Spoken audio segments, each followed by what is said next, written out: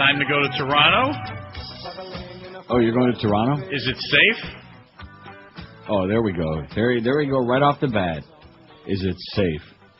I got news for you. We got more ragheads in my building than you got in all of Dayton-Broward. Is it safe? So if you're nervous about that, of course it's safe. Where would you rather be, in downtown Toronto or downtown Miami around 10 o'clock at night? Is it safe? Yes. You don't remember the movie? No. Marathon Man? No. I don't think I ever saw Marathon Man. Ah, what a great movie that was. Well, good. I'll watch that instead of Shawshank Redemption. Laurence Olivier playing a Nazi named Zell who was a dentist. Yeah. And he would torture people by, doing things to their teeth. And Dustin Hoffman is in the chair, and Laurence Olivier says, "Is it safe?" Is it safe? I'll be damned. And Dustin Hoffman won't answer him, and then he takes the drill to his mouth. Is it safe? Well, if you're nervous about ragheads, they don't want to come here, I'll tell you that. What did they do? They busted about 17 people, right? 17, right, ragheads, who were planning. They had 3 tons of ammonium nitrate. 3 times the amount that was used to blow up Oklahoma City building. Yep. But at least they caught him, see? They nipped it in the bud. Yes. Just like the Canadian customs woman caught that guy that was going to blow up LAX 3 years ago, remember that? Yep. Because he had a trunk full of explosives, etc. So one thing we can say about Canada, man, we may have a bunch of ragheads here, but at least they're on top of them. At least they get them before they do the deed. Yep. But what do I hear? I'm hearing all these things about, we better watch that Canadian border now because who knows who's got all these terrorists coming from across there, right? Now, they catch them here before they do anything bad, so far. They were going to blow up the CN Tower, which would have been really bad because then it would have fallen over onto the Rogers Center right next door. Ricky had a very auspicious debut in his first exhibition game. He had 7 yards on 4 carries. I saw that. Kicking ass, that Ricky. In his wildest days in South Florida, he never got the press he's gotten here already. That's what I was going to ask you. You can't even imagine pages and pages every day in all the newspapers in the sports section. Every day. Like the second coming of Jesus. I noticed that he's clean-shaven. Oh, yeah. Second coming of Jesus, he could play for the Colorado Rockies. Yeah, I'll tell you one thing. They must be praying to the wrong God because when you get swept by the Marlins, man, I got that story about it's just pathetic. The Rockies pitch religion. Well, maybe they ought to get Jesus to pitch for them because their staff can't get anybody out. They suck. I guess. But what I tell you, I'm gonna produce a movie called Goyim Gone Wild. You know, they got this thing, Girls Gone Wild. Yes. Goyim Gone Wild. They're just out of control now. And Bush, of course, just being desperate. You know, he's back with his right-wing religionist with the gay marriage thing, which is never going to go through in the Senate. But they got to go back to the hate issues again, because that's all they got. They have nothing else. Yeah, McCain. Graham out of control. I beg your pardon? McCain is against him on that. Well, that's about the only thing he's against. McCain just a suck-up. He's as phony as a $42 bill. Well, I had quite a day Saturday, man. I'm not going to give you all the details. Just to make a long story short, I was losing my fat ass and made it all back and ran out. That's a great feeling when you feel like you're going to have a disaster day. I mean bad. And I made back. Hit 3,000 on the line to culminate, to cap off my comeback, and I ran out of there. You feel like a winner when that happens. Oh, I felt like I won 50,000. I was so excited. Because you get, down, you get depressed, like, oh, this is going to be disaster again. Another Woodbine disaster. And bada boom. And it's kind of funny because this Indian kid I know there, he was playing about 3 machines down from me, and about 5 minutes before I got it, he hit 3,000 on the line. And we were all happy for him because he had lost the $3,000 on the machine I was playing the night before. So he got his money back. And 5 or 10 minutes later, there it comes up on my machine, $3,000, and I said, my turn. And I ran out. I wasn't going to give him back one dime. Well, so I see Dick Stockton and Leslie Visser Wednesday morning. I'm not sure if it's Wednesday or Friday. It says Wednesday. I know what it says. Oh, so in other words, it may not be right. Right. Oh. Well, Friday, my schedule says... Well, I'll tell you one thing. I guess you just don't care anymore, huh? Yeah, I do. Well, whose decision was that to put that in the morning? Who wants to wake up to that sound? Your friend. No, your protege, you mean, Clarence? Your friend. Your protege, Clarence. I have nothing to do with him. In fact, it's the middle of the year already, but since we're so slow in getting around to doing anything on this station, I've made a New Year's resolution for starting June. It's never too late, And that is that I'm having no more dealings with either Clarabelle or Clarence. Anything with a C-L-A-R, even Claritin I don't think I'm going to take. You know what I'm saying? It's going to add many years to my life, or at least many days, I don't know. I just won't deal with him. Gornish Telfin, as they say in Japan. I understand. There's no point. I can't get too whipped up about the Belmont, I'll be very honest with you. It's amazing to me how many winners I pick on TV, on the Racing Network. It's scary. But the one good thing is I've resisted all this time. I've never, because you can just call in and get an account on your credit card and start plunging your guts every day. I'd have to be a crazy person to do that. But I picked so damn many winners without a program, just by playing the odds. You can tell a lot from watching the odds. When a horse takes a hit at the last minute. That's right. It goes like from 7-1 to 6-1 in the last flash. I know a guy who was a real good horse player who would look at the board when he'd walk into a track cold. Yeah. And see, he would look for two things: favorites that were not being bet, and long shots that were being bet. Right. And he'd put them together. The only thing that's bad though is first-time starters that get bet, because a lot of these owners and trainers, they think they got something because they went fast in the morning, and they bust out of the gate real high. They go about half a mile real fast, and they puke their guts out at the end. They die in the stretch. Usually, first-time starters who are heavily bet, the information comes from. And I'm not a workout guy either, in any way. Well, something. I'm glad you mentioned that, because if there's, I don't want to start talking about horses because the audience doesn't care, but we don't have any audience left anyway. So, but the thing that always amazed me, like in harness racing, a qualifying race is like any other race. I mean, the regular timer, and there's other horses competing, and you don't know how much they're trying or how much effort they're putting out, so it might mean something. But at least the time is accurate. But workouts for thoroughbred racing. They come out in the morning, and the clockers recognize them by their physical characteristics. They don't even know for sure if they're clocking the right horse. Am I right? Yes, you're right. Yeah. So you get these workouts that may or may not be accurate, and it might be 46-2, or it might be 48-2, or it might not even be the right horse. To me, it's so bogus. This is the one thing about horse racing: give the public the information. Quit BSing. Give them the information. Well, the other thing with those workouts is when I see, for example, Steppenwolfer had a sensational work the other day. He was born to be wild. Yes. And anyway, I don't like a sensational work right before a big race. No, that means he left the race on the track. Yep. In the morning. No, sometimes, not necessarily. If you see 2 or 3 bullet works like consecutive, you think, well, this horse is really sharp now. Right. How sharp are you going to have to be to win that race? That's a crappy race. Well, you have the second, third, and fourth like finishers. I said, I think it's going to be the greatest race of all time. We want everybody to watch ABC. Well, no, I mean, we got to goose it up a little bit. There's some good horses in here. When you have the winner of the Wood, and you have the second, third, and fourth finishers in the Derby. No Brother Derek. Although I'm glad there's no Brother Derek. He just pissed me off. He was so Derek counterfeit. He was a piece of turd. Yep. Counterfeit. Told you. Well, yeah, you're right. And no Barberini. No. Well, that's crap. What? Barbara's still coming along good, I guess. Everybody's whipped up about that. Yeah. Everybody's coming along good. I don't know why everybody's whipped up about that. Horses get put down at tracks all the time, but there are more daily bulletins on him. Don't get choked up about it now. Than there were on Reagan when he was shot. Yeah. Do you know who turns 60 this week? I think tomorrow. To show you how old we're getting. You know how you can tell when you're old? Yeah, when people start dying around you. No. Well, that's part of it. But when people like Sly Stallone, last night he celebrated his 60th birthday planned at Hollywood and Vegas with a big reunion. Joined by Bruce Willis and Governor Arnold, joined him for and his wife Jennifer. Other celebrities in attendance: John Travolta, who evidently left the closet long enough to attend. Oh, God. David Spade and James Caan. Oh, now there's a good example for you. Take a look at the difference between James Caan in The Godfather and even James Caan in Misery, which is many years ago. And now you look at James Caan. What's that TV show he's on? The Vegas show? Whatever that is. Yeah. He looks like James Caan's grandfather from The Godfather. And he's old enough to be, I guess. David Spade is going out with Heather Locklear. Yeah. Don't believe anything. Whose husband is going out with Denise Richards. Renee Richards? Yeah, Renee Richards. Yeah. And Bobby Riggs. You think that tennis match was rigged? That one? Then there was always Jack Riggs, the voice of Hazel Park in Northville Downs for 100 years. Boy, he was boring. Then there was Diana Riggs. Right. Diana Rigg. Wasn't it Rigg? Was it Rigg? Yeah. And then we got our management now, which is rigged against us. Don't you think that these people really are on... seriously, they got to be on the payroll for across the street.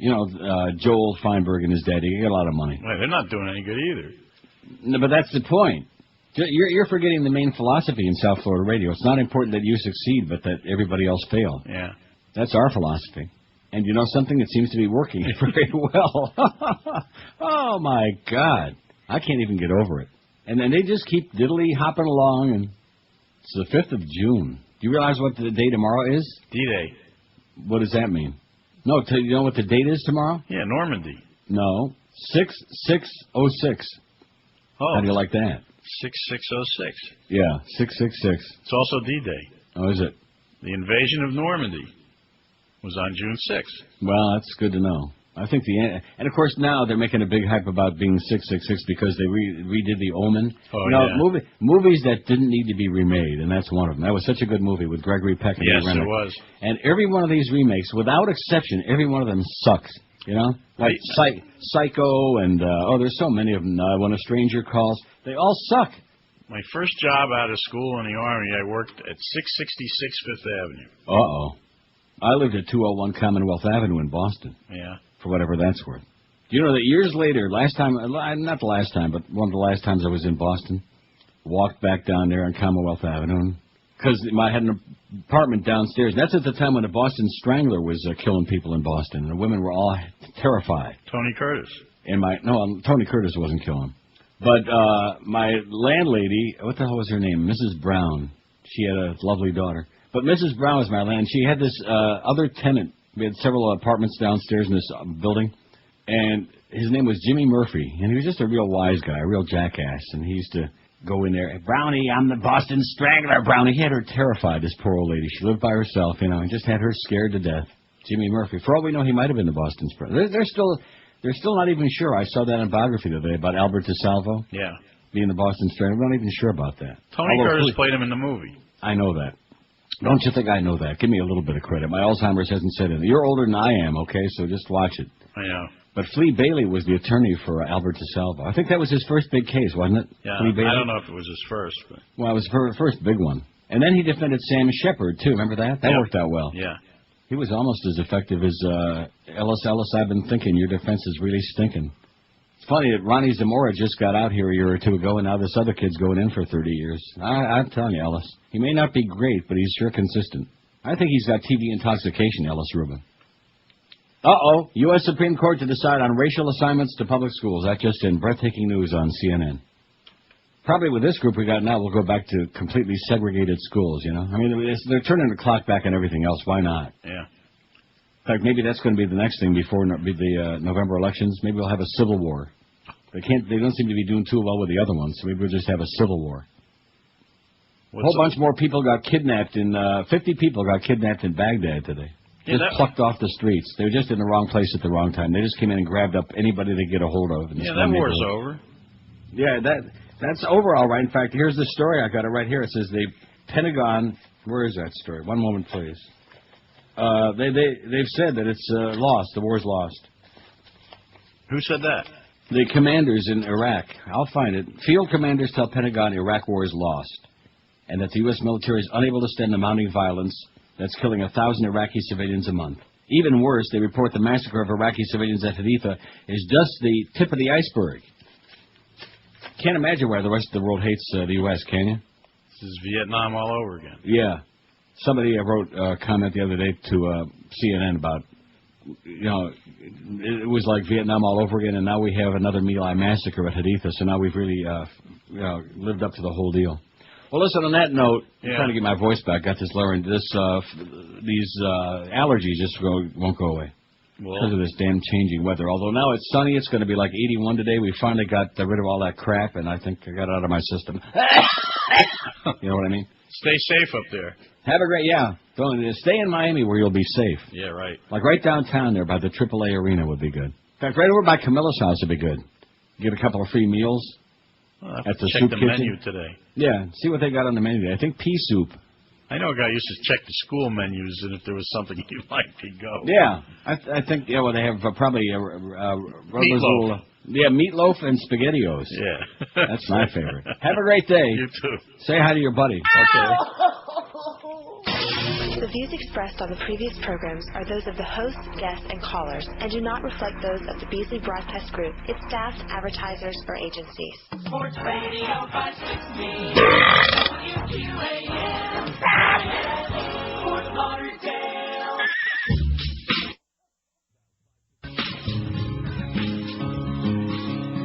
Bush hates gays. Oh! Bush hates gays. See how he'll pass a gay amendment ban. While off to San Francisco they go to become a married homo. He's disgusted unless you're a hetero, 'cause Bush hates gays.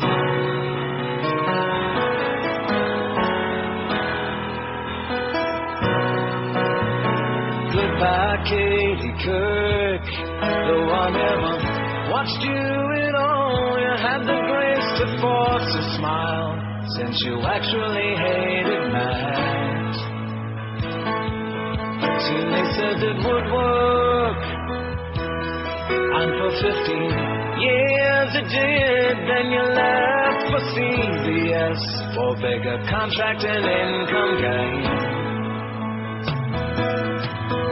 And at times it seemed you had that face like that hour was passing wind. Never knowing he ate the bean dip when the sheriffs came in. And when Matt heard you were leaving, it didn't bother him. He's got the heart for Mary dead, that no chick coming in. All right. 10:15 at 560 WQM. Happy Monday, too. Tomorrow's 666. I got out of the bed right now. Oh, yeah. If I was you. I think it's an old man. We just had two old men talking together, me and a humper. Old men. Hey, if you love boating, who in South Florida doesn't love to get out there underwater, right? That's a given. That's right. If you ever thought, I wasn't asking you. Oh. If you ever thought about buying a boat, stop and don't do it, man. What a big waste of money and what a real beginning of a lot of grief. Do the smart thing instead. Call Club Nautico at 1-800-BOAT-RENT right now. Why do you want to pay the expenses of owning a boat and maintaining it and go through all the grief when you can rent one totally hassle-free? Here's the thing that smart people do. They join the club at Club Nautico. Just call 1-800-BOAT-RENT. You'll be amazed at just how easy it is. No docking costs, no expensive upkeep, no insurance, and no hurricane preparation. Now we're officially in hurricane season, by the way. Just thought I mentioned that. I noticed that they're getting everybody whipped up to a frenzy all over town.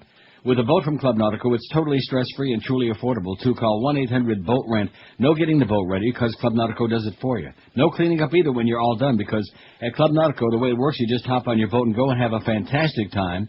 And when you're done, pull into the dock, get off, and just walk away. Just set it and forget it. It's that simple. Club Nautico, call 1-800-BOAT-RENT from unlimited boating to pay as you go, from small boats to yacht charters and everything in between. It's Club Nautico. Call toll-free 1-800-BOAT-RENT and let Club Nautico tailor a plan to fit your needs and your budget, too. Get on the water today the hassle-free, the smart way with Club Nautico by calling 1-800-BOAT-RENT. This is Neil Rogers. Rock solid. This is 560 QAM. MONTAYSUCKS.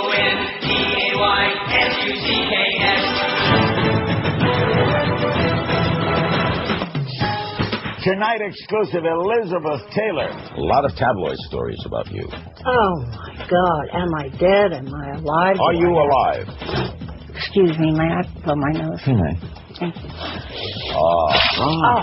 The National Enquirer says you're being treated for early Alzheimer's. What's the story? I bought a van. Why? I had dog distemper, shots. What was that like? It's just awful. This is a person in dire straits, health-wise. What? Let's take a call. Independence, Missouri, for Dame Elizabeth Taylor. Hello. Miss Taylor, how are your breasts holding out? I love them both passionately and dearly. Do they drag on the floor?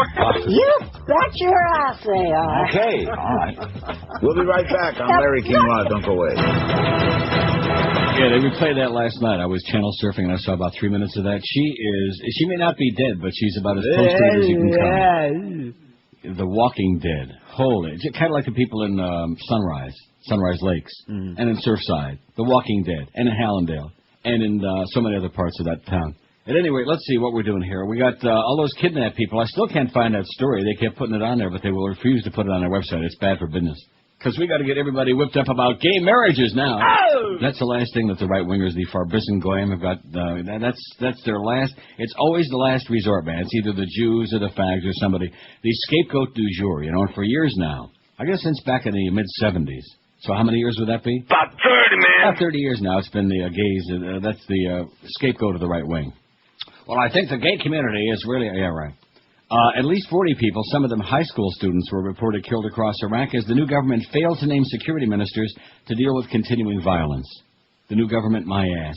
Gunmen killed 20 people in Diyala province after stopping 2 minibuses in a car, forcing people out of their vehicles, and just, bada bing, that's it. Bye-bye. The dead included 7 students and 5 elderly men. 2 other people were injured. The victims were Shiites, and the incident was thought to be the result of sectarian hostilities. Give me that good old-time religion, baby. Sectarian hostilities. In the Sadr section of Baghdad, 4 employees of a telecommunications company were killed yesterday in a drive-by shooting. Also yesterday, police found 20 bodies strewn across Baghdad, all evidence of ongoing sectarian tensions. In the southern city of Basra, violence at a mosque yesterday left 16 guards dead. The violence comes a day after a bomb exploded in a crowded Basra market, killing 33 and wounding 55 there. It's just chaos and bloodshed and mayhem. And they haven't been able to name any new security ministers or any at all just to deal with it. So obviously they're doing a hell of a job. Hey, did you see this Jim Sarney article already? No, I did not. All right, I'll send it to you. I can't see the Jim Sarney columns because the Sun Sentinel website all the way has made a little bit of a comeback. You can see the front page, but when you try to click on to go to the car, some columns will come up and some of them won't, and his won't. Why? What is it about? I don't know. Please don't tell me it's about the ticket again. Or why would I even mention it? What is it about? It's about QAM and the ticket. And what is what? Before That's you as far as I read. That's I'm not going to read. Is it on the way? It's beeping now. Oh, I can't wait for that. First, though, let me tell you. You know they say judge somebody by their friends. Correct. Mickey Rourke has pledged his support for U.S. President George W. Bush. He's the last one going besides Pat Robertson. Jerry Falwell, Pat Robertson, John McCain, and Mickey Rourke. What do they have in common? Their last name is all Hole. He pledged his support for Bush's controversial foreign policy in Iraq. The Sin City actor, who's famed for being outspoken and a real a-hole, has come forward as one of the few stars to support the war on terror. See, there they go again.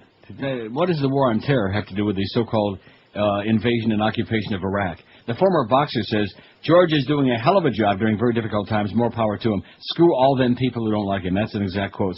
Screw all them people who don't like him, says Mickey Rourke. Now, I'd play that Mickey Rourke dropping stuff, but I don't... You're dancing with the devil. I've got a lot of friends that are on the police force here. Yeah, okay. That's as far as I'm going with that. Well, no, I mean, I have to just dump it. I want to start out Monday with a lot of dumps. He's a class act all the way. No question about that. Well, let's see. Oh, my God. This is hysterical. This is just amazing. Oh, and what did I tell you? He's got Evan Cohen in here. This guy is such an old toad. Don't let me forget to mention this with Hank tomorrow morning, because that's one of his racetrack buddies, I guess. Old Jim Sarney, man. Old toad. Big old buffo toad. The airwaves began heating up with NBA Finals talk on WQM and 790 The Ticket Saturday, and the buzz could last for 3 weeks. So who do you like, Josh? You like Dallas? I like the Heat, man. Really? Even though they got that girl that plays that Steve Nash for Dallas? He looks like a woman. You mean Dirk Nowitzki? Who's Dirk Nowitzki? Steve Nash plays for Phoenix. Does he really? Yes, he does. He plays for Phoenix? I thought he was on Dallas. Well, he was, but now he's on Phoenix. Oh, he used to play for it, so at least I was partly right. Well, that's good, because he looks like a woman anyway. Yes, he does. He does? I think he looks like Tom Petty. Doesn't he look exactly like Tom Petty? Yeah, now that you mention it, they both look like a woman. Except it says expect WQM and 790 The Ticket to pull out all the stops. Wow. Neither station airs Heat games, so it should be a fair fight. Now, the Heat games are on WIOD.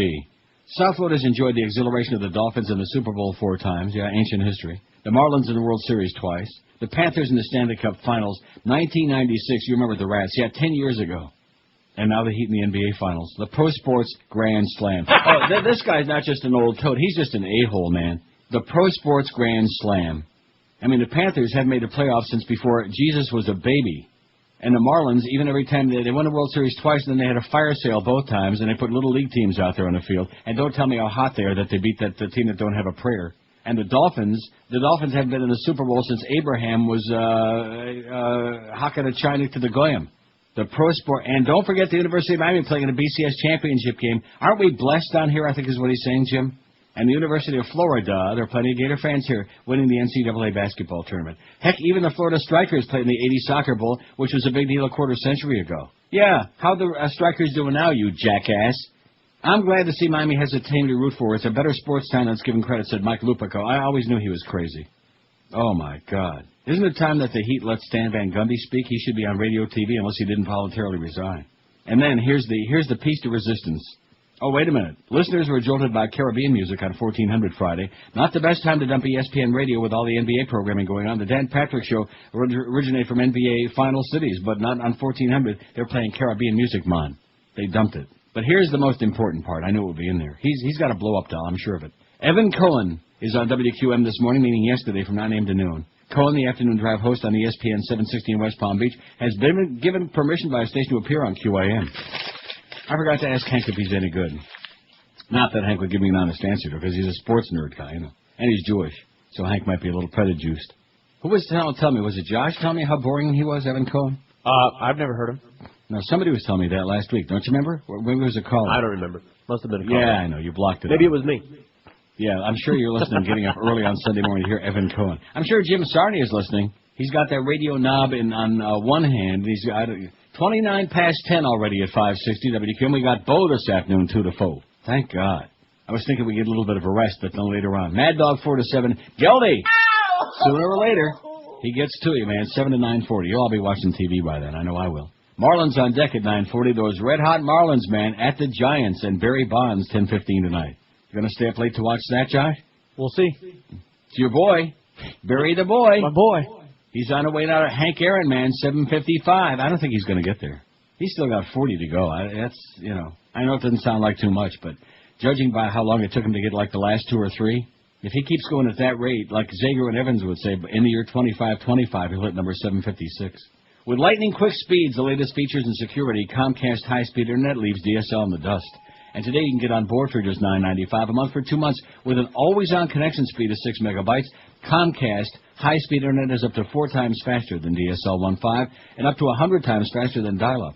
Whether you're downloading music, watching streaming video, playing online games, or just surfing your favorite sites, what do you say? Comcast reliable fast connection means you'll be flying through the internet like a maniac, like Peter Pan. Plus, when you sign up for Comcast high-speed internet, you'll get instant access to free features like The Fan, Video Mail, Comcast Rhapsody Radio Plus, and up to 7 personal email accounts, just to name a few. Not only that, but you also get McAfee security tools included, so you can be assured that your internet experience is always safe and secure. So what could you possibly be waiting for? Get with it. Get in the 21st century. Start doing more faster than ever before. Sign up for Comcast high-speed internet today for just $9.95 a month for 2 months. You wonder however you manage to get along without it. In Dade, call 305-COMCAST, and in 954-COMCAST. What did I just do now? Oh, look at that. I got so excited about it. I hit the button there. Not the one you're thinking, though. I hit the big red one. This is Neil Rogers. This is 560 QAM. MONDAYSUCKS.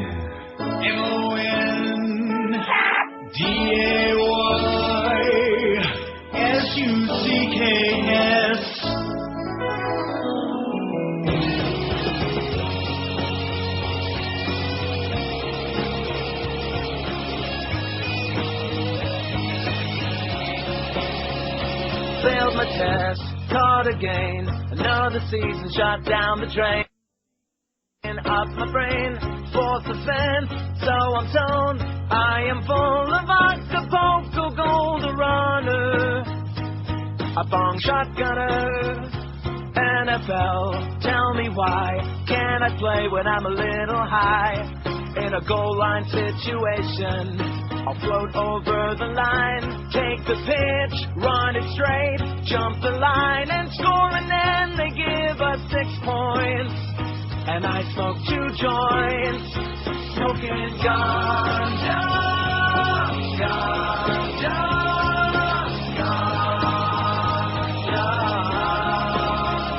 smoking ganja, ganja, ganja.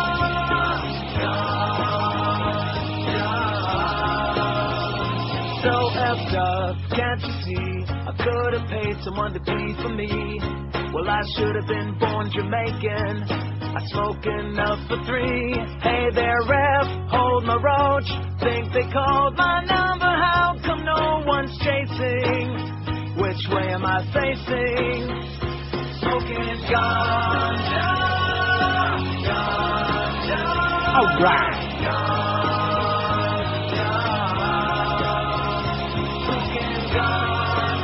Yeah, man.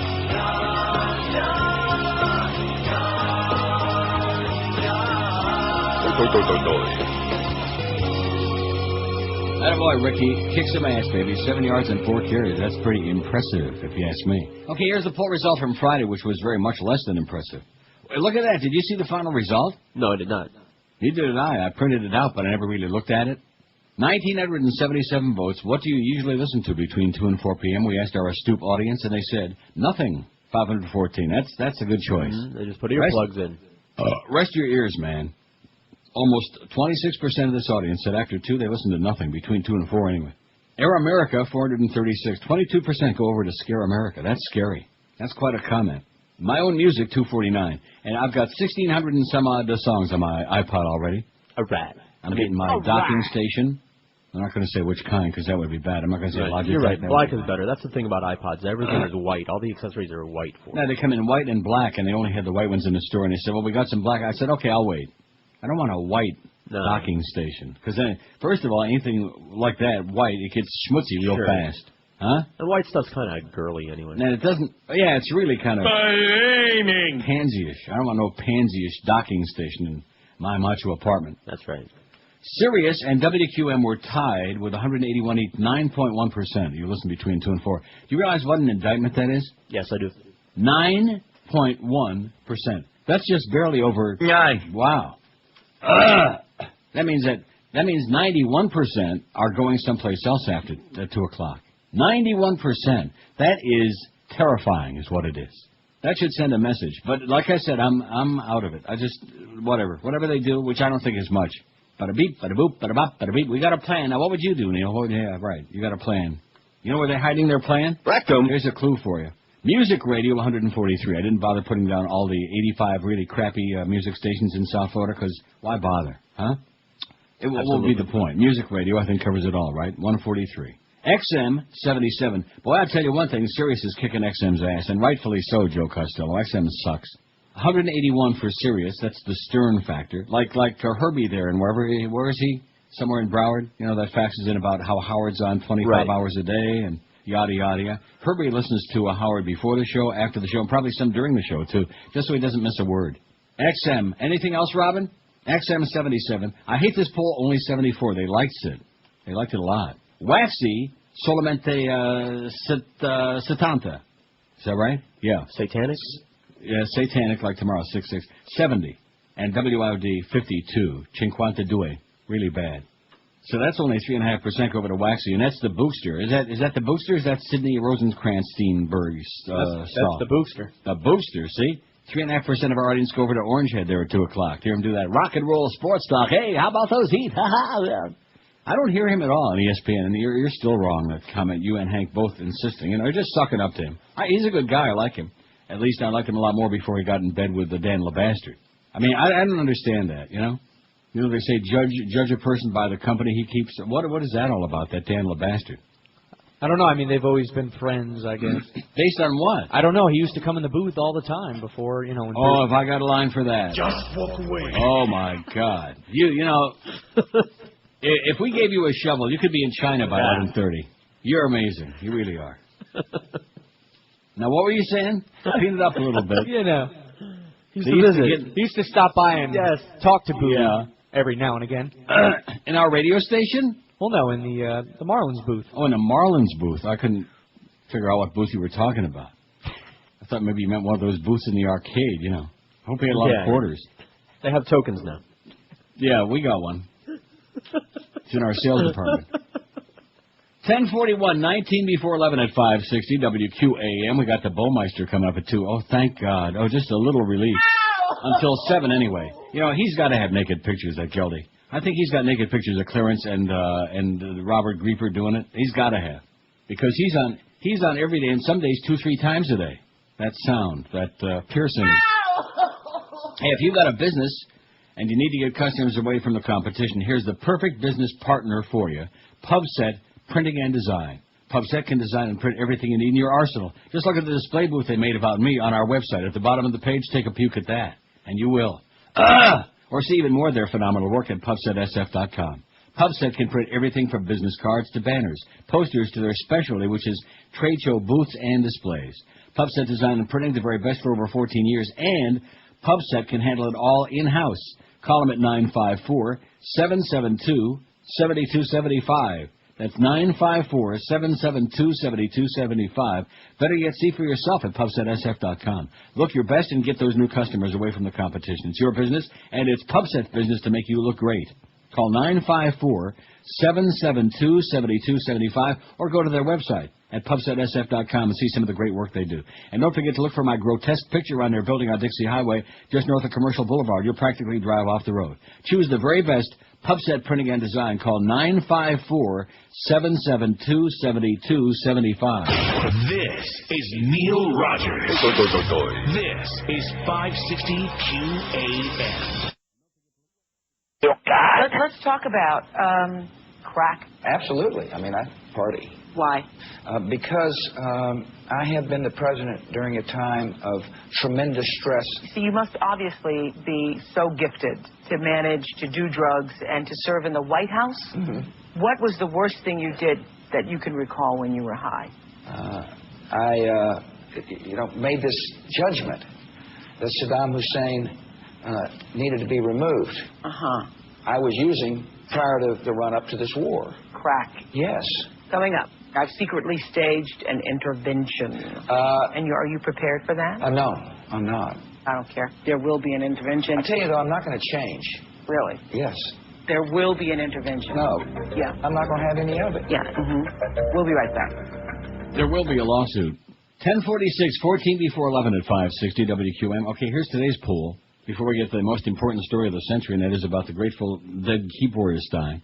Oh, no. Oh, yeah. Didn't know that? Was he grateful? Nobody's dead. 772 votes on the poll today already. We got that 1,000 licked, Josh. Have no fear, okay? You can come back tomorrow. All right.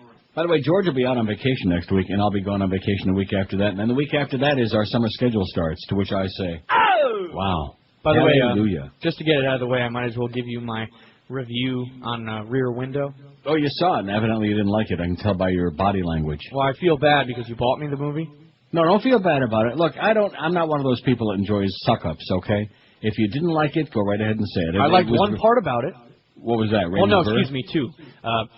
I liked the ending was Grace good. Kelly's ass, is that what you liked? Well, the ballet dancer was really nice. What I about figured Grace it's the whole Kelly? movie. You didn't like Grace Kelly? What, are you Grace some kind of a Kelly's faggot? hot, but, Grace Kelly's hot, but... not anymore, she's not. Don't say the present The ballet tense. dancer, they're showing the goods a little bit. Yeah, there. okay. I think Grace Kelly is a lot hotter than ballet dancer, but go ahead.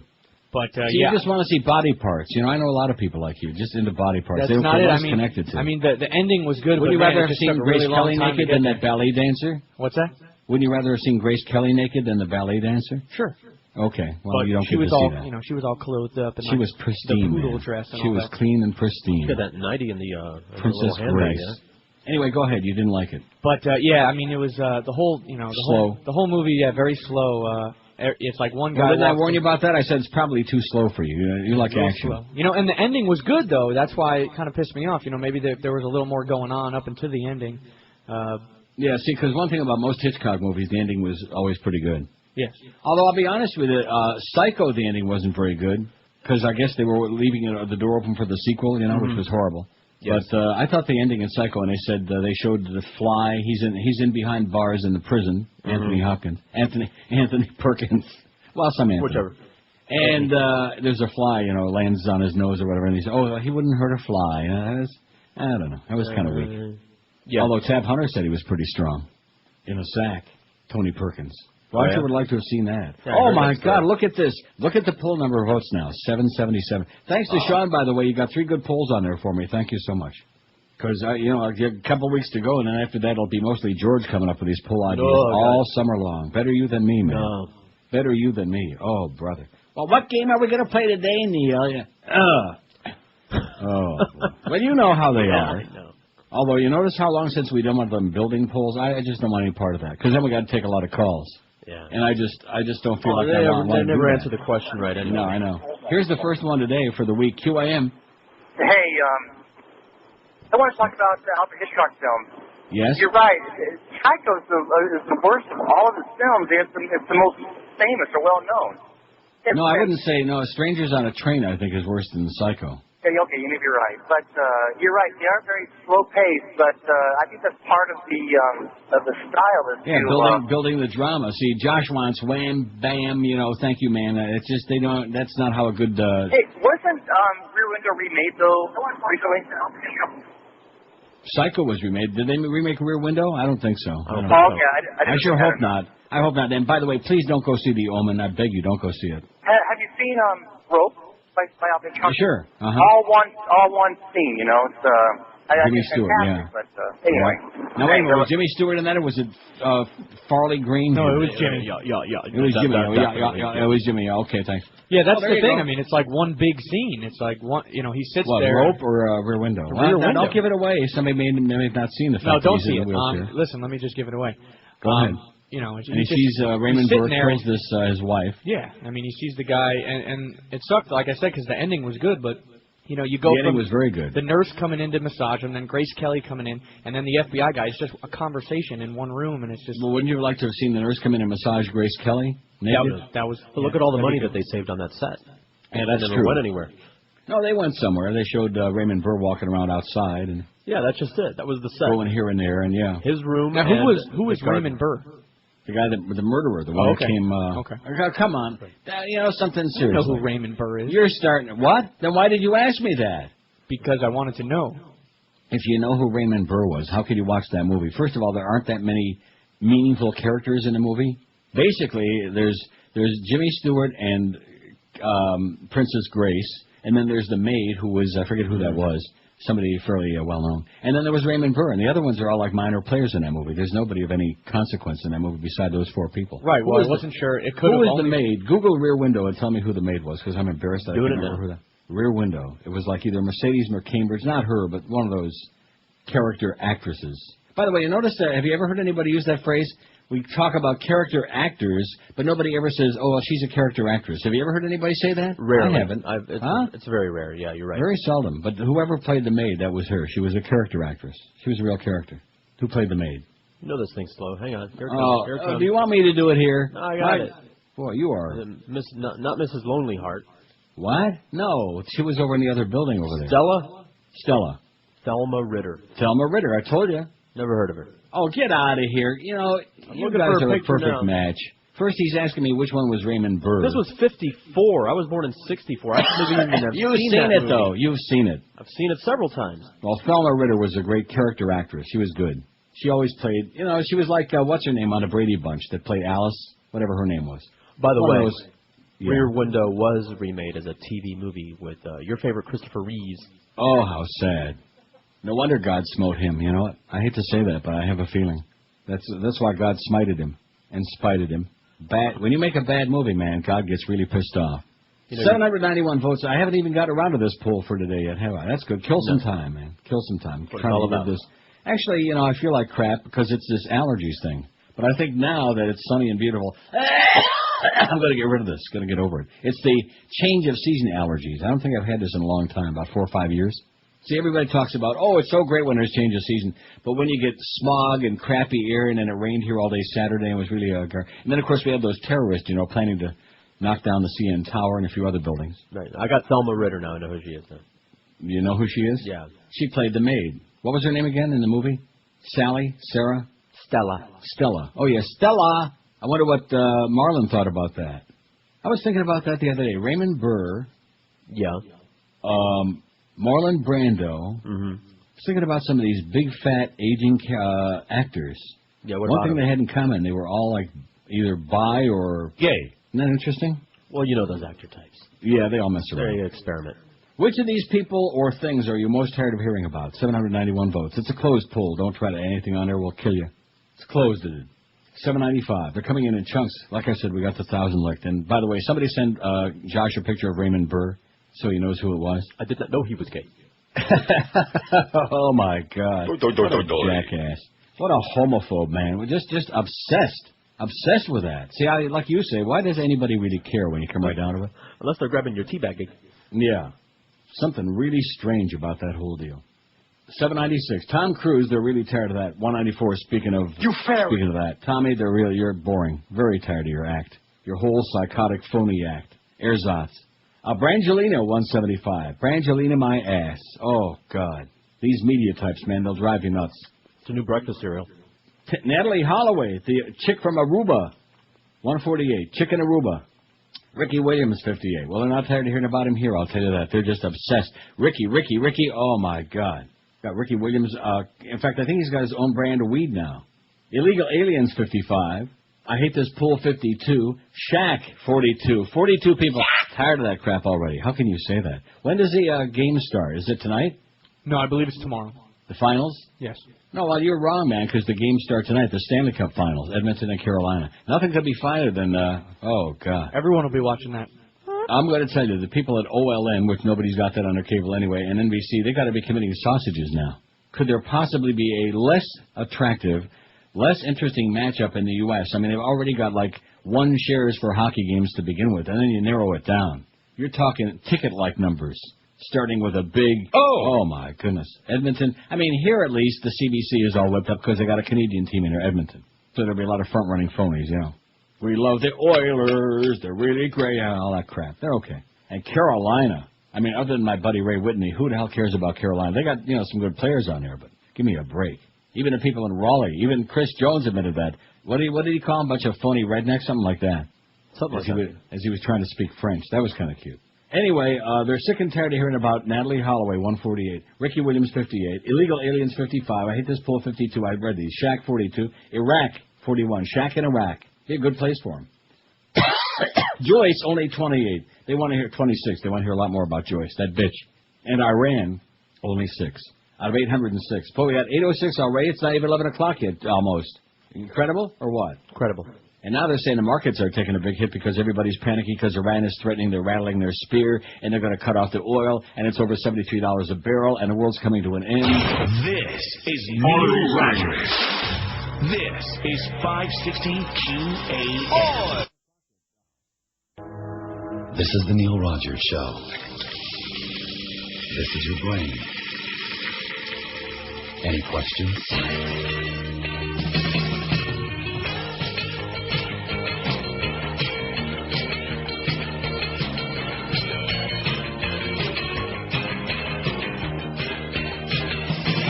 Well, she's looking like a star and she's cruising to the high school prom now. Looks like she stole some liquor from her daddy's cabinet and she's bombed now. And with her date in the car, she spreads her legs just as fast as she can now. Alright. And she'll have fun till her daddy finds out she got laid.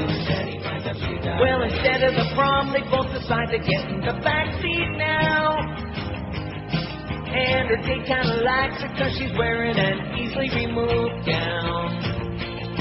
And when he's at his way the next day, her name will be all over town. And she'll have fun till her daddy finds out she got laid. Till her daddy finds out she got laid. It's 11:01 at 560 WQAM. Happy Monday to you. Tomorrow is 666. I definitely hide under the bed. I'd lock the doors, throw the key away. Right. Don't you think? I'm going to summon the devil. I turn on QAM real loud. Now, what do we got on tomorrow? We got pretty much the same schedule as we got today. Actually, some people you heard of before. And then, of course, it's 7 tomorrow night. Oh, good. Put them on there at night. I noticed Wednesday we got Curtis 2 to 3 because we got a Marlin game at 3 o'clock. How the hell can that be? Marlins and the Giants. Oh, the Giants. I don't understand that. The game is in San Francisco, and the game is at 3:30. So it's a 12:30 start on the West Coast. Why is that? What's Wednesday? Some holiday? Oh, you know what? You know what I forgot to play? I forgot. Because you know what it is? Wait a minute. What is it, Bastille Day or something? No, it's... Since everything and everyone at Disney World is out of the closet, so to speak, we now have special gay days. We've changed the rides to suit our lifestyle. Yo ho ho, be a swashbuckler on Butt Pirates of the Caribbean. And we've modified the Tunnel of Terror so you can ride with Mickey's new domestic partner, Gerbil Joe. Hey, it's Gerbil Joe here. Make sure you tie a string around my leg, cause getting stuck's a bitch. I thought I was the bitch. Shut up! Every day is gay day at Disney. I've told you that for years, but they get upset when you say that. Vince Welnick is dead. Who? Aren't you? You don't know who that is? No. He took over as the great. You're not eating again, are you? Yes, That's I very am. bad for you. Uh-huh. What do you got now? French toast. Oh, again. Yeah. Freedom toast. Sure enough. Vince Welnick, who took over as the Grateful Dead's keyboard player in 1990 after a succession of predecessors met untimely deaths. He's died at the age of only 55. In other words, it wasn't a good idea to be the keyboard player for the Grateful, or you're going to be dead. Vince passed from this earth on June 2nd, 2006, after a decade of battling tragedy while creating beauty and light around him, the announcement said. Didn't give a cause of death. The San Jose Mercury News said he died in a hospital on Friday after being taken from his home in Forestville, California, and it quoted a person at his home as saying, it looks like he took his own life. I see. Welnick had previously spoken of a deep depression after Jerry Garcia, founding guitarist of the iconic and really crappy psychedelic rock band, died in 95 and the group disbanded. He was depressed. Now he's one of the ungrateful dead. Welnick is the fourth keyboard player for the band to have died, and his website referred to that position as a particularly doomed spot. It's like doing the morning show on this station. He once told an interviewer, a lot of people ask about that, and my stock answer is that I'm aware of the fact you could die doing this job, but I was somewhat dying of boredom before the job came up, so I thought I'd take my chances, he said. Originally a member of the 1970s rock band The Cubes, Welnick joined the Grateful Dead after longest-serving keyboard player Maya Midland died in 1990 of a drug overdose. Oh, my God. You know what? I think half he watched that movie, the Kurt Cobain movie, Last Days. Yeah. That'd be enough to put me over the edge. Enough to make you want to blow either your brains out or whoever made the movies. You know, what's funny is I got 7,798 songs in the computer over here. Really? Guess how many of them are Grateful Dead?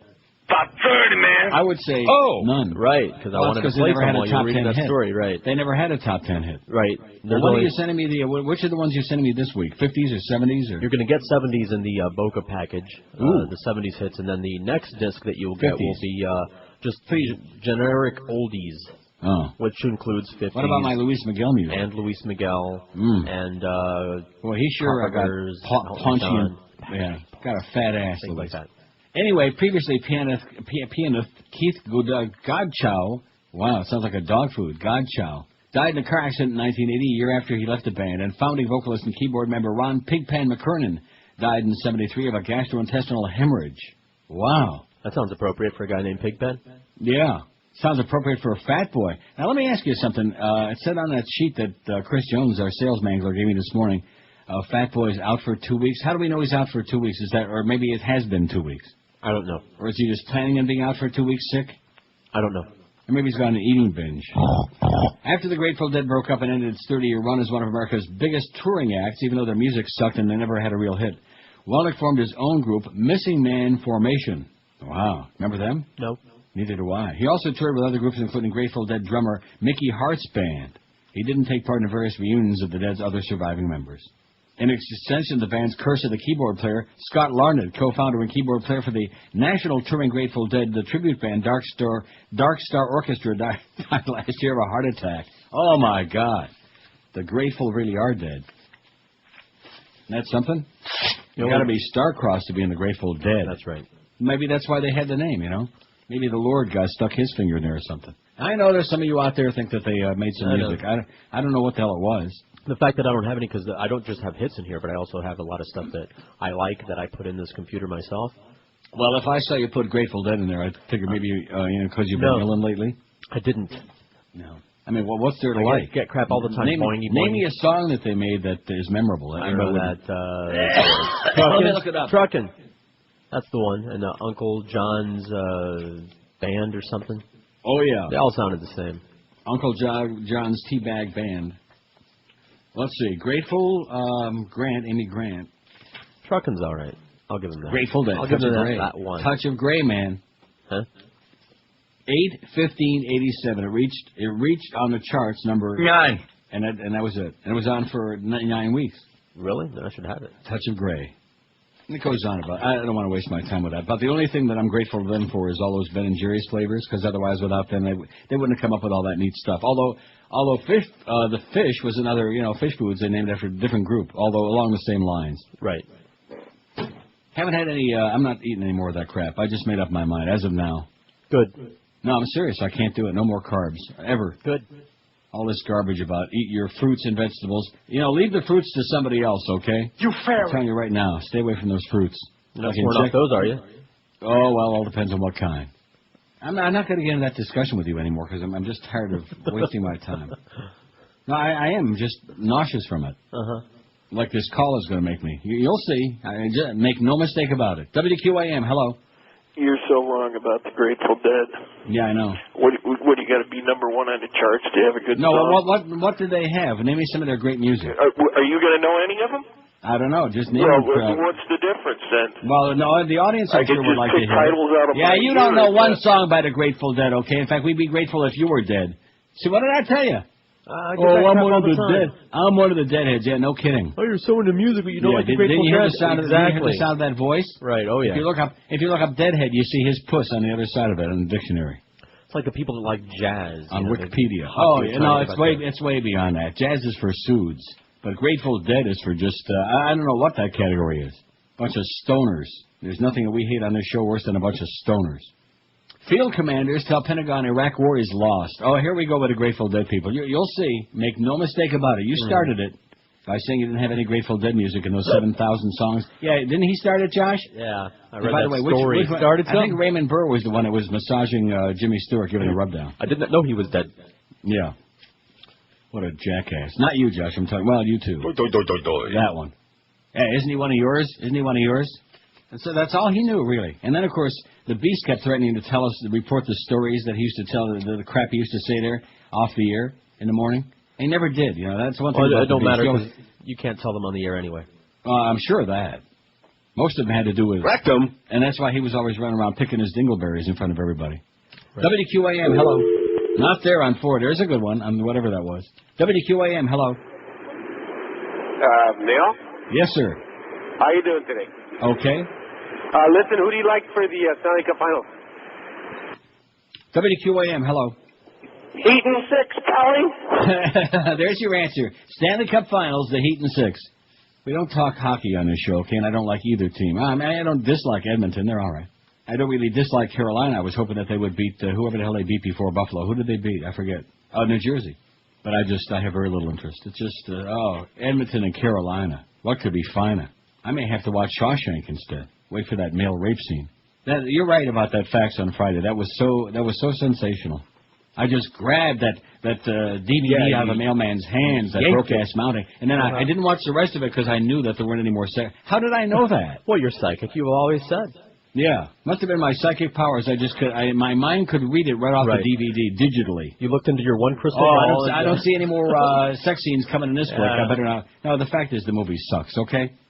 The movie sucks. And if Shawshank is like half as good as Broke-Ass Mounting, I'll pass. Even though I spent my own money to go. See, that's the one thing. Don't want to give me any credit that I went out there and bought the DVD at my own hard-earned cash. No. And I actually would watch it someday, just like Schindler's List. Yeah. When I have a yearning again to see some more Jew movies, I'll watch Schindler's List. Mice and Men. Okay. No controversy, just a nice, good watch. Oh.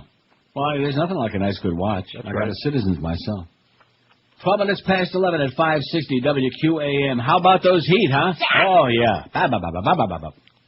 So Dallas isn't that good, huh? I thought for sure that I saw... No, they're very good. I just don't think they're going to win. The Dallas Mavericks? Yeah. Yeah. Well, where's the first game? Is it in... who's hosting in Dallas? Uh-oh. Not good. I hope they don't get shot down in Dallas, man. Wouldn't be the first time. The Heat. All these phonies. And you know as well as I do that 90% of these people are on the bandwagon. Now there's phonies a $42 bill. Of course. You could go to the games and know that. Front-running phonies. That's especially in South Florida and in Carolina. Although in Carolina there's not enough front-running phonies to even fill up the arena there. What a joke. Hey, if you're a cigar smoker, you like to kick back with a good premium stogie, then Bahia Cigars by Tony Burhani is absolutely for you. These hard-to-find cigars are made with first-grade tobacco processed and aged up to 10 years. Bahia is a real boutique cigar maker specializing in small-batch, hard-to-find tobacco. Really unique, or is that unique? Bahia Gold, the flagship line, gets a 91 rating by Cigar Aficionado Cigar Insider and 9.1 rating by Smoke Magazine. This rich-flavored, well-balanced, full-bodied Nicaraguan cigar's got earthy hints of dark roast coffee, chocolate, spice, and pepper flavors. Also be sure to try the Bahia Deseo The Deseo is the hottest released cigar in the last 10 months. Gets a rating of 91 by Cigar Aficionado Cigar Insider. The Deseo is a big, powerful cigar that'll just tear your kishkis out with complex notes of leather, earth, and pepper. The finish is long and full-bodied with additional spice and a note of charred wood. Take a big drag on that baby. To receive 40% off on all Bahia cigars when you call, be sure and tell them that old Neil Rogers told you to call. Like I said, you'll save 40% off the regular price by calling 1-800-35-BAHIA. That's 1-800-35-BAHIA. This is Neil Rogers. This is 560 QAM. A number of celebrities have recently passed away. Among them, Brian Keith, Jimmy Stewart, Robert Mitchum, and Jacques Cousteau. Listen now as they join Charles Kuralt for The End of the Road. Attention please. All those passengers flying heavenly air may board at Pearly Gate 5. Hey, Jimmy. How was your funeral service? It was just a wonderful wake. Al, how about you, Brian? Very small. We kept it to a family affair. Is this plane going from here to eternity? Hey, how come you're all wet, Jack? That is not Jacques. It is Jacques. Jack, Jock, Jerk, whatever. Are we going from here to eternity? Brian, let me ask you a question. How was that little tramp sissy? Did you ever Buffy her Jody? I don't want to know about the sissy. I want to know about Mr. French. I understand that he is a man's man. Say, how long before we get to eternity? Are we there yet? Yeah, we're there all right, believe me. It's 11:18, and somebody, of course, I told you, man, this always gets him going. I have no idea why. You know, how can you get so emotional about such a crappy, really? It would be like getting all whipped up if somebody said, well, Buddy Knox was really a great singer. What? How dare you, How dare you not, Buddy Knox. Remember Buddy Knox? Sure.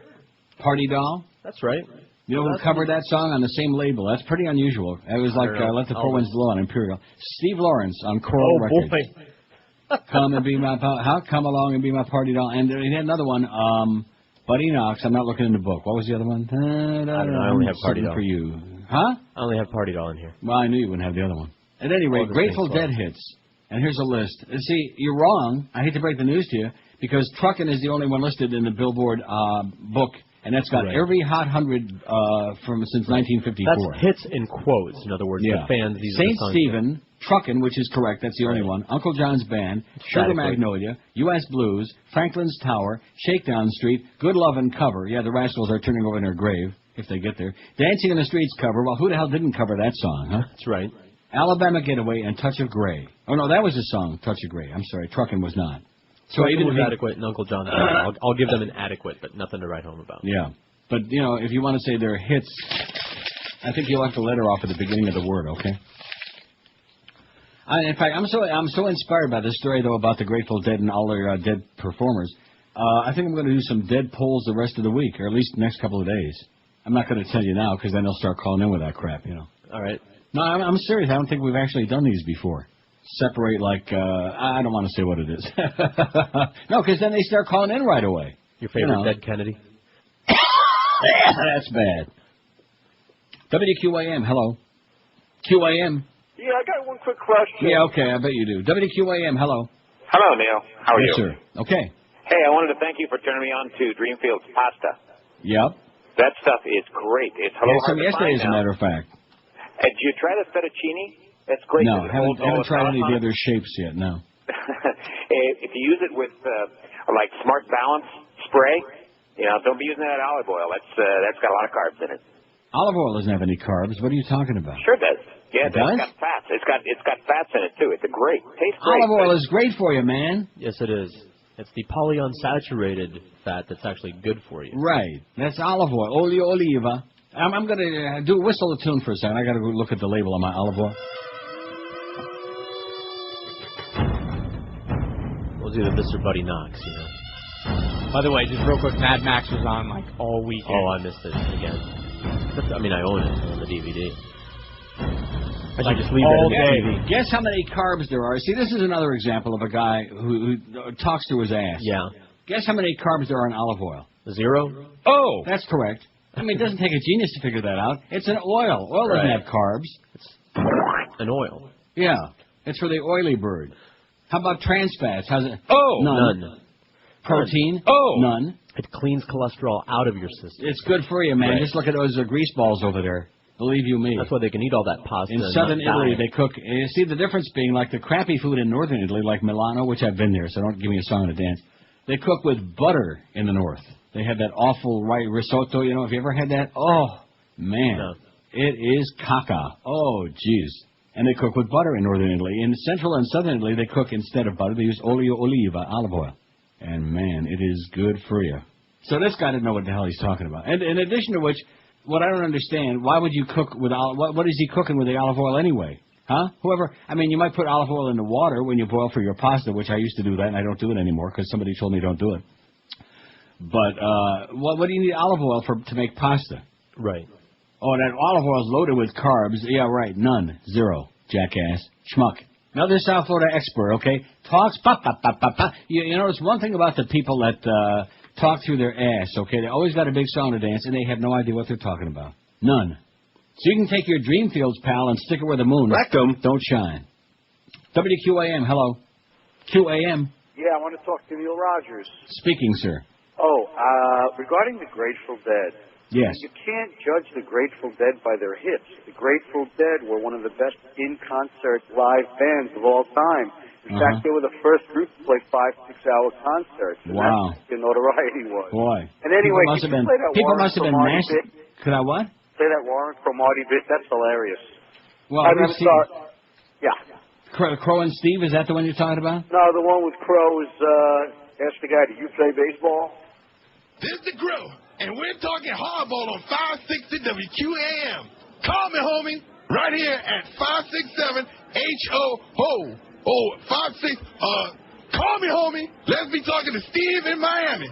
Steve, you're with me, Warren Cromartie. Well, Crow, what do the Marlins have to do to win the World Series this year? Oh, that's an easy one, Steve. They got to swing the bat, hit the ball, pitch some strikes. Remember, the game of baseball is 50% hitting.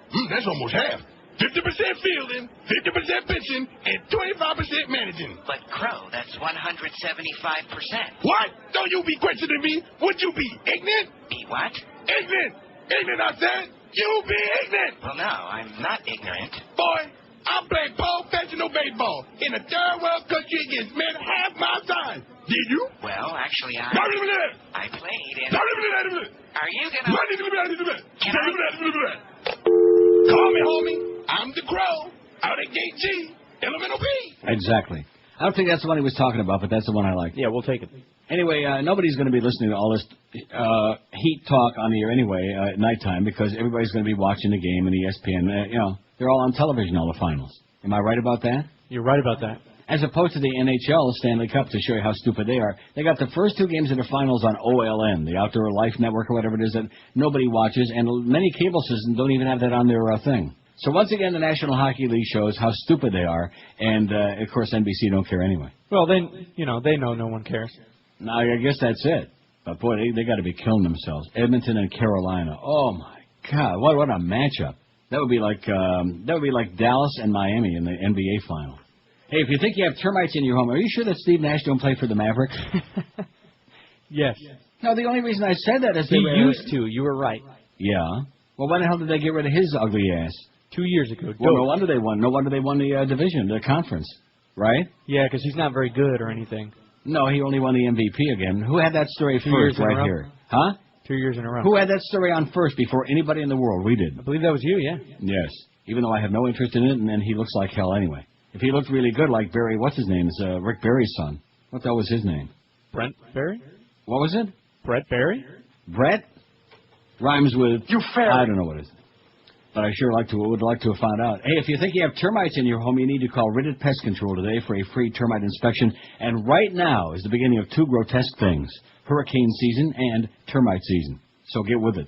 Ridded Pest Control uses an amazing orange oil treatment that kills termites and termite eggs 100% on contact. So before the termites start eating all the wood in your house and eat you out of house and home, call Ridded, please. Because when they come in with that orange oil, they're gone faster than you can say, Todd Rex a schmuck. If you have termites, it's the best possible way to get rid of them. You don't have to tent your house either. God, there's few things in the world more embarrassing in your hood than some idiot's got his house tented up like a circus. It is grotesque. And, of course, it's like a message to everybody within a mile. You don't have to worry about poisonous gas, no moving out or staying in hotels or motels for days or weeks at a time. No worrying about food or pets in your health. Because the folks at Rid Pest Control treat your home with this amazing orange oil, you don't have to leave at all. In fact, when they're done treating your property, the only thing left behind is a clean scent of oranges for just a few days. You'll feel like you're in citrus country. It's true. If you have a termite problem, call Rid Pest Control right now and find out about this amazing orange oil treatment that kills termites and termite eggs 100% on contact. No tending, no BS, no kidding. We could sure use them at QAM. Call right now for a free termite inspection, 1-800-447-4348. Absolutely no obligation. 1-800-447-4348. When you call, be sure and tell them that old Todd Dreck told you to call. They will pee in their pants. 1-800-447-4348. This is Neil Rogers. This is 560 QAM. Beware of exploding balls. You can tell by the way she can't hang on to a child. She's a stupid mom. One minute she's fondling him, and the next thing you know, he's on his chin. When she's dancing the other day, she punched on right 6 feet away. You must understand, he might not want to be a man. She's a young mother, I'm surprised, oh brother, he's staying alive, staying alive. She's an entertainer who's not using a brain, will he stay alive, he's staying alive. Britney, we all can be staying alive, staying alive. I got two more for the poll. Britney and American Idol. Yeah. I don't want to hear about neither one of them for a long time, especially American Idol. Good God. There's Patrick Kennedy. He's out. Which means that there are probably people who want to... He's out of rehab. You know what the first thing he said? That was the first thing he said this morning. He's out of rehab. I'm burnt out on him. I'm tired of him. Yeah. Just another... Now, it would be terrible to say just another pasty-faced drunken Irishman. That would be bad. That'd be redundant. But it will, yeah. Warren and Boca's got a good fax here. It's going to get a lot of people very pissed off, but he's right. Nice going, Warren. The only thing I like about the Grateful Dead is Cherry Garcia ice cream. I would agree with that. It's good stuff. He said you have to be stoned listening to their music. Well, I think that's the idea, Warren. Hey, let me tell you, it doesn't help. What is it? It doesn't help. Oh. And that's going to get the person pissed off that's sending us the 5-page Wikipedia entry for them for some reason. Oh, boy. As if we need... Not interested, okay? See, what did I tell you? Those people, it's like a religion to them. They're like, it's like a sickness. Right. It's a Cherry Garcia illness. We got 903 votes already. Oh, it's just barely 11:30. We got over 900 votes. Aren't you very impressed? I'm moderately impressed. We haven't even added those two other categories yet, which I'm sure... oh, yeah, we have. But they just got on there. 904. Which of these people or things are you most tired of hearing about? Enough already. Tom Cruise, 219. Amen. Hey, Tommy. You fair. Go away. Go back in the closet and shut the door. No, I don't dare say what I said to you off the air about Daily Show last night. Oh, no, if you think the Grateful Dead people will get upset. Yeah. Okay, I won't say it. Oh, I saw it in like 5 minutes. It was just an off segment. That's what. Tom Cruise, 219. Brangelina, 200. Natalie Holloway, 156. Oh, the chick from Aruba who could probably play the tuba. Maybe that's why they took her out there. Maybe she went scuba diving. They thought that she could play the tuba. Illegal Aliens, 65. Or maybe she refused to play the tuba. Maybe that's why she sleeps with the fishes. In fact, you know, they had, what's his name, the weather guy there from CNN? What is his name? Rob Marciano. They kept showing he was at the that big seaquarium in Atlanta there with the sharks and the fishes. Wouldn't it surprise? I think the reason they were there is they were expecting, like, Natalie to float by pretty soon. You think? Wouldn't that have been great? That would have been something. They can't find Jimmy Hoffa's body, but Natalie sleeps with the fishes in Atlanta, in the big tank. I don't think there's anything left of her anymore. No. She and Luca Brasi, they look the same. Ricky Williams, 63. I Hate This Pool, 61. Iraq, 52. Shaq, 44. How about a Shaq attack in Iraq? Joyce, 28. Iran, only 6. See, they want to hear about Iran because that's the new hot deal now. The Iranians. The new hot button issue. Yeah, that Ahmadinejad. I still can't say his name. Ahmadinejad. Any guy that's got like 17 syllables in the name, I don't pretend that I can pronounce it. In addition to which, nobody has any idea who any of these people are anyhow, so what's the point? You know, it's like all those Iraqi names. One thing about the Muslims, two things I'll tell you. They are, A, snappy dressers, and B, really creative with names. Not. God. And American Idol and Britney just went on there. And American Idol's already got a pair. How do you like that? Out of 912 votes. We're going to hit that 1,000 mark just shortly after noon today. Man, oh, man. Oh! Let me say it again. Only 9% of this audience listen to this station between 2 and 4. Now, I think that back in the Mo days, don't you think there were a few Mo that listened between 2 and 4? There had to be. I mean, not a lot Mo, but a few Mo. But now it's like just, doing everything in our power, like put up a bulletin, like put up a billboard campaign. I can just see that campaign now. You do not want to be on 560 on your dial between 2 and 4. No Mo. Can't you see it? I see it. Too bad the billboards can't make noise like that. Doug Thompson on Capitol Hill Blue, and thank God he's back, man. When he went away there, I thought they had spirited him away, you know. Won't be long. They will. Mm-hmm. They have A's. Oh, yeah. Just like all those other people, you know, they disappear and they have no attorney. Nobody ever hears from them again. Like that, you know. Anyway, military commanders in the field in Iraq admit in private reports to the Pentagon the war is lost and that the U.S. military is unable to stem the mounting violence, killing 1,000 Iraqi civilians a month. Even worse, they report the massacre of Iraqi civilians at Haditha is just the tip of the iceberg, with overstressed, out-of-control American soldiers pushed beyond the breaking point, both physically and mentally. We're in trouble in Iraq, says retired Army General Barry McCaffrey, who's all over your TV screen, non-stop. Our forces can't sustain this place, and I'm afraid the American people are walking away from this war. Well, the American people never walked into it, okay? It was the American government that lied through their teeth so they could hop into it. Marine General Peter Pace, chairman of the Joint, I think he's in the 4th race at Pompano, chairman of the Joint Chiefs of Staff, has clamped a tight security lid on the increasingly pessimistic reports coming out of the field commanders in Iraq, threatening swift action against any military personnel who leak details to the press or public. The wife of a staff sergeant with Kilo Company, the Marine unit charged with killing civilians at Haditha, tells Newsweek magazine that the unit was a hotbed of drug abuse, alcoholism, and violence. There were problems in Kilo Company with drugs, alcohol, hazing, violent initiation games, you name it, she said. I think it's more than possible that these guys were totally tweaked out on speed or something when they shot those civilians in Haditha. They were tweaked out. Journalists stationed with the unit described Kilo Company and the 3rd Battalion Marines as a unit out of control where morale had plummeted and rules went out the window. You know which window they went out? The rear window? That's the one. Similar reports emerged from military units throughout Iraq, and even the Iraqi Prime Minister described it. So let me ask you, were you sorry that you watched the movie or what? Josh? Am I sorry I watched it? In other words, was it a total waste of time? Well, think about it. Yeah, let me think about it. I'll give you an hour or two to think about it. Okay. So don't answer because you're going to pacify me. I could lose that much in 30 seconds at Woodbine, whatever it costs for that movie. You can get that Simpsons episode. What's that? Simpsons parodied it one episode. Yeah, so you know what? It's good that I saw it. Let me put it that way. Well, good. Similar reports emerged from military units throughout Iraq, and even the Iraqi Prime Minister describes American soldiers as trigger-happy goons with little regard for the lives of civilians. I'm sorry. Trigger-happy goons with little regard for the lives of civilians. That's the Iraqi Prime Minister. We'll take care of his ass pretty soon. That's right. Prime Minister Nuri Kamal al-Maliki.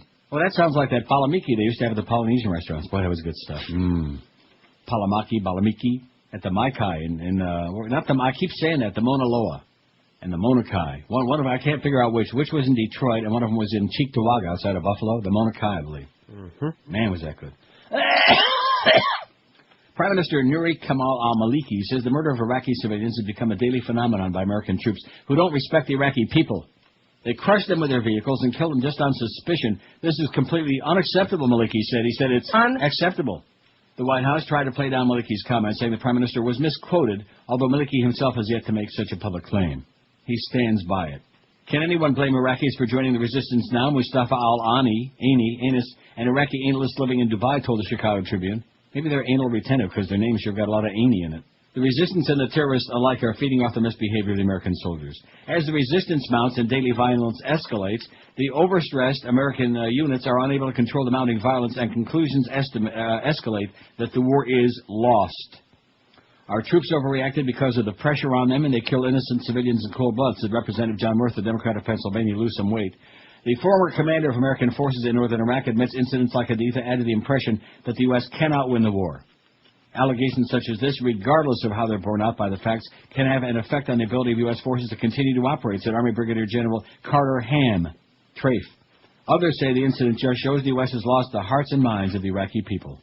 When something like Haditha happens, it gives the impression that Americans can't be trusted to provide security, which is the most important thing to Iraqis on a day-to-day level, says Anthony Cordesman, an Iraq expert at the Center for Strategic and International Studies. It tends to confirm all of the worst interpretations of the U.S., and not simply in Iraq, but also in Afghanistan and the region. I thought we killed all them Taliban, you know? They keep making a comeback. And guess what? The iPoppy is back on the top of their hit parade again in Afghanistan. That's by far and away their number one export. Mm-hmm. The iPoppy. How do you like? It's an eye popper. I bet you we got well over 900 vote on the poll by now. 922. That is spectacular. Brittany don't have any, but American Idol's got 5 already. They never get tired of Brittany in spite of the fact you're trashing her ass all the time.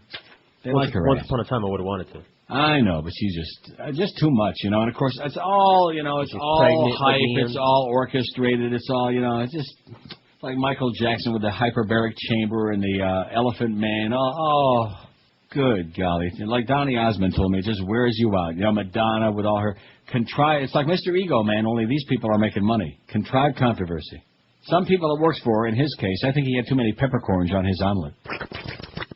It's 11:42, 18 before noon. Don't forget tomorrow is 666. Ooh, be sure and watch the original Omen with Gregory Peck and Lee Remick. Right. It's good. And they showed the clip this morning of the new one. And whatever they made the nanny's name was, you know, the one that just showed up. That's the the original one, I mean, she had that evil look. She was great. But this one looks just like, I'm like Sally Struthers or something. Like, who wants to see her, you know? About as scary as a watermelon. Speaking of watermelon, the summer season is fast approaching, which means it must be close to Father's Day. Do something special this year for your father. In fact, it's coming up a week from Sunday, June 18. We all know what dads like to do on their big day, and beside that, they like to eat big time. It's time to call the Melting Pot and make your reservation for Father's Day. Boy, this is a fabulous place. Really, Dad will love it. The Melting Pot is a fondue restaurant. In addition to their famous cheese and chocolates, they serve up some serious meats and fish for hungry dads like yours. Hearty entrees from center-cut filet mignon to blackened shrimp, teriyaki sirloin, pork, lobster, and lots more. We're talking definitely serious food for serious appetites. Take it from me, nobody ever walks away from the Melting Pot hungry. In fact, they walk out of there, they waddle out with a big smile on their ugly puss. They have an award-winning wine list to boot. And don't forget the Melting Pot's famous desserts. This will put Dad into orbit, man, especially if he's diabetic. Guaranteed to put a big smile on Dad's face. So make that call today. Invite Dad to dip into something really different. Most dads do it, like every now and then, dipping into something different at the Melting Pot restaurant nearby you. We're talking a full 4-course gift for Dad from you. Don't forget to tell him that old Neil sent you by the Melting Pot. Call and make your reservations for Sunday, June 18 today at the Melting Pot in Coral Springs, Boca, Fort Lauderdale, North Miami Beach, Cooper City, or most prestigious and congested Kendall. This is Neil Rogers. Rock solid. This is 560 QAM. Were you drudge packing? Some of the activities you are about to witness are extremely dangerous and should not be attempted by anyone under any circumstance. Viewer discretion advised. This is Ripley's Believe It or Not. Brittany, you've been really careless with your baby lately. Well, I didn't think of it at the time. I mean, his head is really fragile. I know, it is a little bizarre. The bones in the top of his head aren't completely formed yet. I mean, you could literally stick your finger right to the top. Ew! No, I don't believe you did that. Goodness. It's 11:46. I got another one for you. Okay. For the poll. Duke lacrosse team. Oh, yeah. They're being reinstated today. Does anybody care? No. I am so tired of hearing about that. You know, did they rape this chick? Did they not? Who cares? Okay, there's people getting raped every single day, thousands of them, which of course is not amusing in spite of what somebody used to say. But nevertheless, it's just too much of the same crap, you know. And like I told you back during the Alien days, if anybody ever doubted, that was proof of it. The media, it's like they have a meeting, you know. Right. A conference call. They sit around and they decide what's important. You know, this is something important that we can beat it into the ground. You know, and always divert. You know, it's obfuscation. Divert the public attention from the really important things, like all these innocent people that are dying every day, including American people. Right. There's a chamber somewhere like the Illuminati where they. And that's right. Like that non-group in Miami where they sit around a big old table and they sit and they make these decisions. I think the Bilderberger's done it. But anyway, and by the way, those Bilderbergers, especially if you put cheese on them, really trafe. That's what Gary Sarner warned us. So don't be eating no Bilderbergers. Although those Buzzburgers are really good. Yeah, you get a buzz from them? Yeah. 937 votes on the poll. We're fast approaching that 1,000 mark. Well, we're going to have to start upgrading setting our goals a little bit higher, you know, especially like in the Arbitron. 5, 6, 7. Let's get up to a 1 share the other day parts, okay? That would be good. I always wondered, you know, when it would get to this point after all these years, and you finally just get dragged down right to the muck and the mire, you know. And I think we're seeing it now. Especially with this current regime, man. These are crazy people. What are they thinking about? Do you have any idea? About what? Exactly. And then, like, I asked the humper, because it says on my schedule, Dick Stockton and Leslie Visser are filling for him on Wednesday morning. I says, but it might be Friday. This schedule looks like somebody took a bunch of, other than today and tomorrow. Those are fine. But other than that, it looks like the whole rest of the week, somebody took a bunch of names of stuff and people and things and just put them on sheets of little pieces of paper and put them in a hat and threw them all up in the air and just, they just landed somewhere. Just bizarre. But at any rate, we don't care anymore, okay? We're just here to do the best we can, okay? Just lie a lot for us. We're under a lot of duress, okay? Pretend you're listening even if you aren't. I mean, every day of your life. Just listen a lot. Or not, right? Right. I'm going to say it again now. I don't want to sound like some expert because I'm way behind the curve on this, and that's your fault. I know. You should have told me to get the iPod a long time ago. Well, I've been talking about them. Yeah, but you never told me to get one. I guess you figured I was too much of an old fuddy-duddy and I could never figure out how to use it anyway. No, I just figured you were done listening to music. I'm done listening to music now, yeah. Who the hell wants to hear this music that's on now? You call this music? No. I'm not done listening to music. I just don't know for the life of me, where, especially in Florida, where you're going to hear any good music that anybody would want to hear. If you're not going to hear it on the radio. That's why all these people that subscribe to Sirius XM for the music, they just kill me. Like I said, if you want to hear Howard or you want to hear some of the programming on there, that's one thing. But to spend money to hear music that somebody else is picking out, it's just crazy to me. Mm-hmm. I can do that on my cable. You want to hear it? I think I got it on here. Go for it. I mean, I got 80 billion... like our sales department. What a motley crew. With a revolutionary I wouldn't want spots. That's one of those vibrating toothbrushes. I mean, I got 80 billion. New game, joyful. No, we don't want no spots. Where's the one? Oh, here you go. Punch. More spots. Boy, spots up the old, what's this one? Man, you got spots on your music channels? That's tough. Oh, in other words, you don't have spots on your MTV? Oh, you're looking. Oh, I thought you were turning on. I'm going through those first.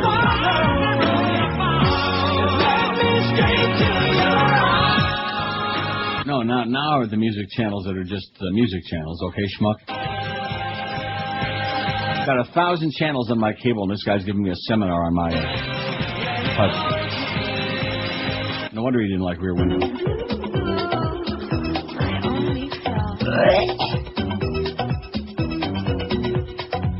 Oh, In the House, Miami 06.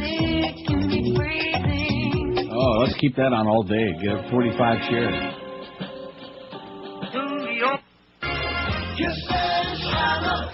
So basically, you're getting the music on there on your TV that you're getting in your... unless you got a TV in your car, I guess. But now that you got your iPod and your MP3 and your Sony Walkman, all of these other devices, I mean, you got to be living in the Stone Age to pay money. Because this way you load in all the music that you like and you want to hear. Right. What a concept. Actually, listen to stuff that you like and you want to hear, as opposed to stuff that Bob Hamilton likes there on Magic, which is worse than stuff that you flush down the toilet every day.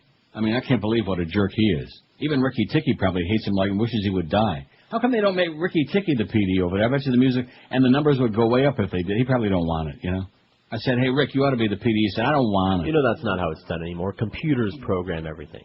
Focus groups and computers. Oh, like Rosemary, what's her name, on CKLW. They had a whole... I should have played the other stuff from that thing. I'm not going to schlep that thing in here again, though.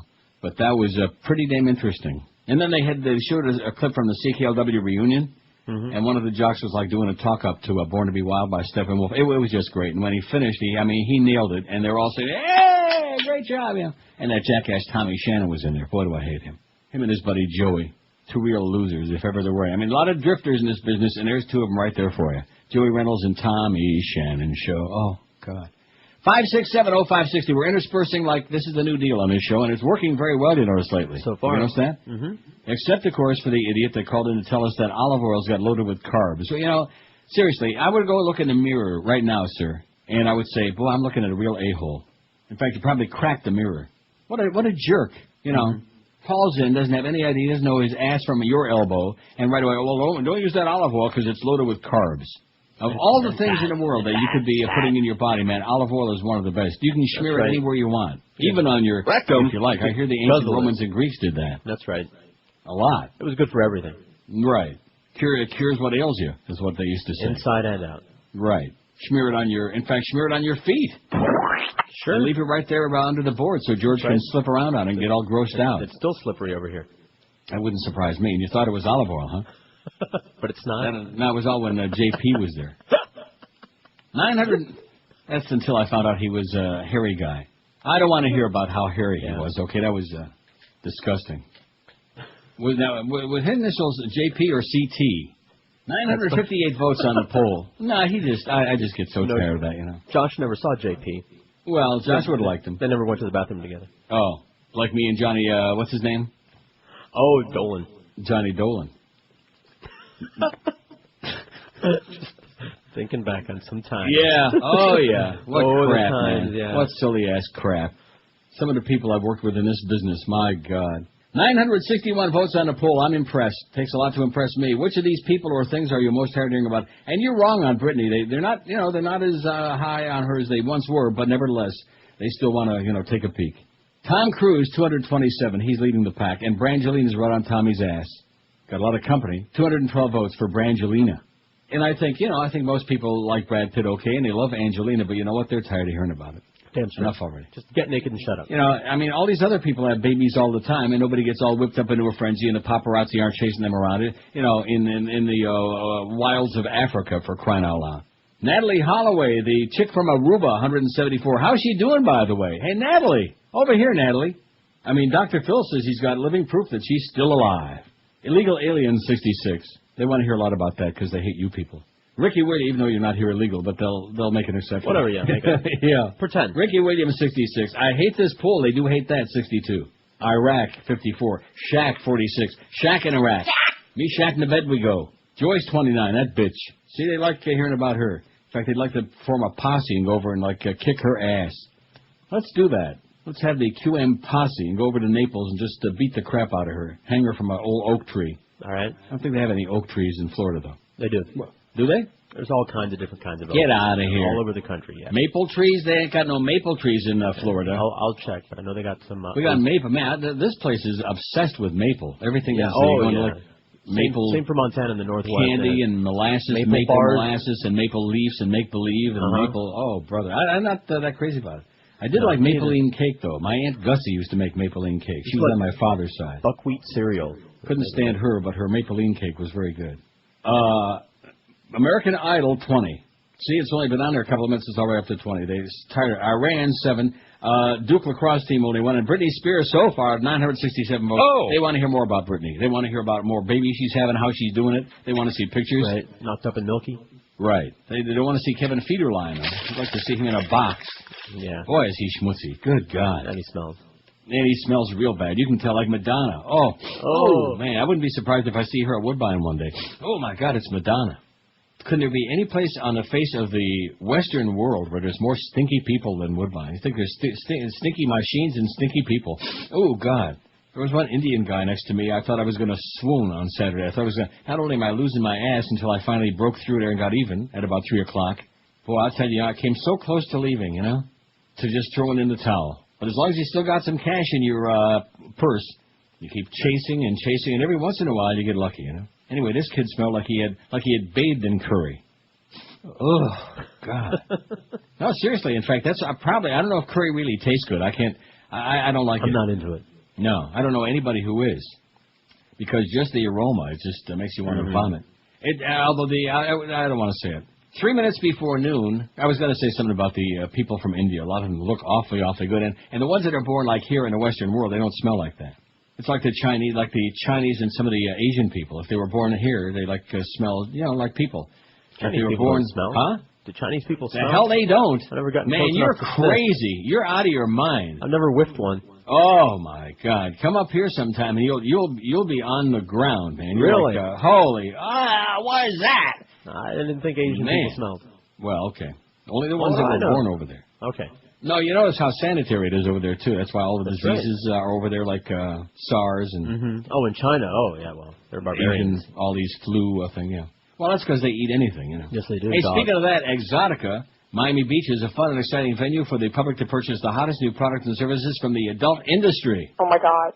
Meet adult stars including Jenna Jameson, the highly desirous Jenna Jameson, although highly used, and the club Jenna Girls. Tara Patrick and others. Take pictures you can brag about for years. Shop for something sexy in the largest adult marketplace on the East Coast. Enjoy entertainment on stage with acts ranging from the comedic stylings of Ron Jeremy. Oh, is he funny or what? To a 15-person male and female group performance. Enjoy hours of entertainment, burlesque, hot body contest, and lots more. Whatever way you decide to celebrate your sexiness, enjoy it with Exotica. That's with 3 X's, of course, at the Miami Beach Convention Center. It promises to be a memorable experience. Go to exoticamiami.com. That's with 3 X's. Let me say it again, exoticamiami.com. Buy your tickets, check out who's coming, and get info on the nightly after parties. exoticamiami.com, Friday, June 9. That's this Friday through Sunday the 11th. In other words, this weekend, sounds like to me. It's all happening at the Miami Beach Convention Center. Must be 18 and over with valid ID. Exotica Miami Beach, a celebration of sexy this weekend on the beach. This is Neil Rogers. Oh, my God. This is 560 QAM. This is Dick Cheney. I like to relax by having Mary Magdalene massage my balls while listening to the Neil Rogers 12 to 1 hour.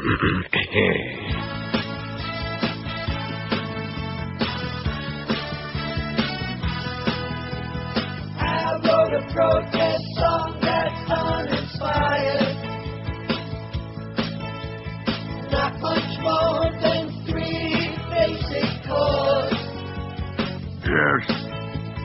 I say Bush is a criminal and a liar.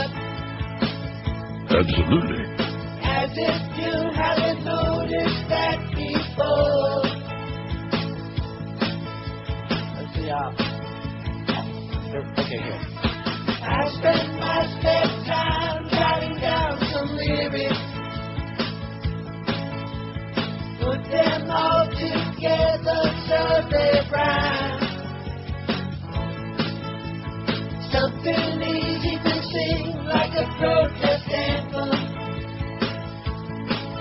But I haven't wrote nothing like that in about 30 years. Southern man and all dead in Ohio. I wrote my share of songs years ago. Bush got me so upset I thought I'd try it. But I guess I'm too old for this rock no more. Excuse me a moment as I go to my refrigerator. I bought mortadella and I think it's going bad. If it's still good, I'll make a sandwich later. At $5.99 a pound, that would make me sad. You mentioned Bush 7? And, okay, that's good enough. So I just Googled Steve Nash, and he is a woman. Okay. Who? He's a lady. I see. Why, is Josh out of the room now? What are you talking about? No, I'm right here. Steve Nash. There's pictures of him on the internets. He was a woman? No, he is a woman. Oh, okay.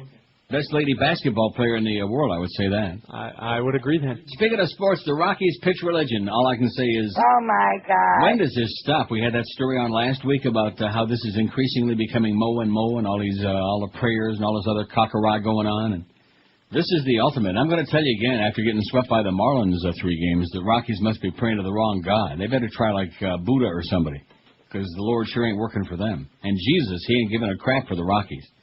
In Colorado, there stands a holy shrine called Coors Field. On this site, named for the holiest of beers, a team plays that has been chosen by Jesus Christ himself to play 500 baseball in the National League West. They sure can't be 500 no more. Have you got, what's their record now? They're under. They got to be. Who, the Fish? No.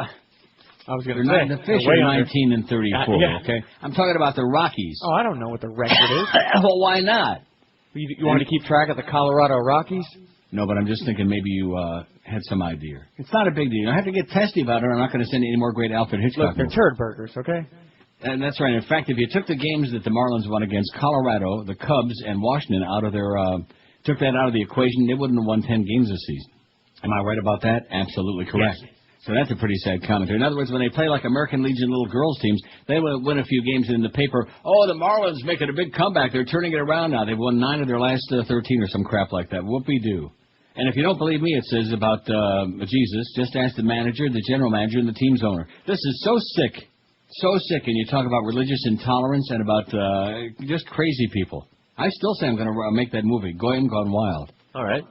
In a remarkable article from Wednesday's USA Today, the Colorado Rockies went public with the news that the organization has been explicitly looking for players with character. And according to the Tribe of Coors, character means accepting Jesus Christ as your personal Lord and Savior. I bet you Sandy Koufax couldn't have pitched on that team. No Jews allowed. We're nervous, to be honest with you, Rockies general manager Dan O'Dowd said. It's the first time we ever talked about these issues publicly. The last thing we want to do is offend anyone because of our beliefs. Right.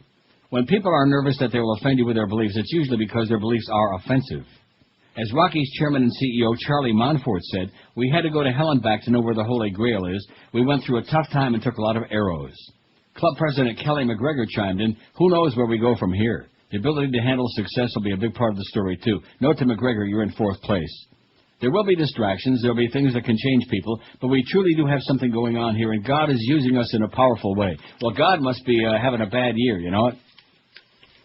God must be having a Mario Mendoza kind of year, hitting about 220. Well, someone is using somebody, but it ain't God. San Francisco Giants first baseman outfielder Mark Sweeney, who spent 2003 and 4 with the Rockies, said, you wonder if some people are going along with it just to keep their jobs. Look, I pray every day. I have faith. It's always been part of my life. But I don't want something forced on me. Do they really have to check to see whether I have a Playboy in my locker?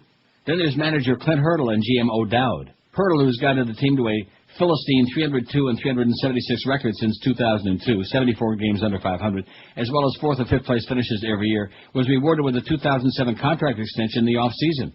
Hurdle also claims he became a Christian 3 years ago and says, we're not going to hide it, we're not going to deny it, this is who we are. O'Dowd, who also received a contract extension, believes that their 27 and 26 2006 record, that was before this last weekend when they got swept by the lowly Marlins, has resulted from the active intervention of the Almighty. So if God's on your side, you can play about 500 ball, huh? Maybe the Marlins ought to start praying a little bit more. You look at things that have happened to us this year. You look at some of the moves we made and didn't make. You look at some of the games we're winning. Those aren't just a coincidence. God has definitely had a hand in this. Or maybe the management that prays together gets paid together. O'Dowd and company bend over backward in the article to say that they're tolerant of other views on the club, but that's contradicted like statements from CEO Monfort, who says, I don't want to offend anyone, but I think character-wise we're stronger than anyone in baseball. Christians and what they've endured and some of the strongest people in baseball, I believe God sends signs and we're seeing those. Assumedly, Sean Green, Jewish, Ichiro Suzuki, Shinto, or any of the godless players from Cuba don't have the character Monfort is looking for. Also, there are only 2 African-American players on the Rockies' active roster. Is this because Monfort doesn't think black players have character?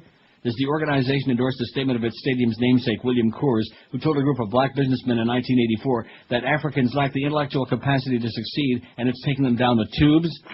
Tube! These are admittedly difficult questions, but these are the questions that need to be posed when the wafting odor of discrimination clouds the air. The wafting odor, you can smell it. Or maybe it's that Indian guy again. Like then there are the fans. I spoke with journalist Tom Krattenmacher, who studied the connection between religion and sports. Krattenmacher said, I have concerns about what the Christianization of the Rockies means for the community that supports the team in and around Denver, a community in which evangelical Christians are probably a minority, albeit a large and influential one. Taxpayers and ticket buyers in a religiously diverse community have a right not to see their team, a quasi-public resource, used for the purpose of advancing a specific form of religion. Have the Colorado Rockies become a faith-based organization? This can be especially problematic when the religion in question is one that makes exclusive claims and sometimes integrates the validity of other belief systems. You might think Major League Baseball Commissioner Bud Selig would have something stirring to say about the issue, but Selig, who hasn't actually registered a pulse since '94, only said meekly, they have to do what they feel is right. Boy, is that compelling or what? Wow. It's not surprising that Selig would play it soft. First and foremost, Bud's first commandment is they'll not criticize the owners. Second, Selig and Major League Baseball this year are experimenting for the first time with faith days at the park. As if last season's military appreciation nights weren't enough, the New York Times reported that this summer religious promotions will hit Major League Baseball. That's a story we had last Friday.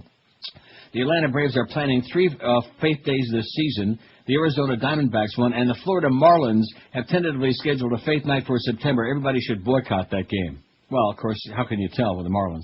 These religious promotions are attractive to owners because they leverage a market of evangelical Christians who are accustomed to mass worship in stadiums at events staged by sports-driven proselytizers like Promise Keepers and Athletes in Action. As part of the Major League promotion, the Times reports, local churches will get discounted tickets to family-friendly evenings of music and sports with a Christian theme.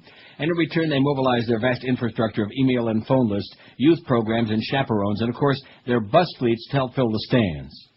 At one of the faith days in Atlanta, the team will sell special vouchers. After the game, the stands will be cleared, and then only those with the specially purchased vouchers will be readmitted.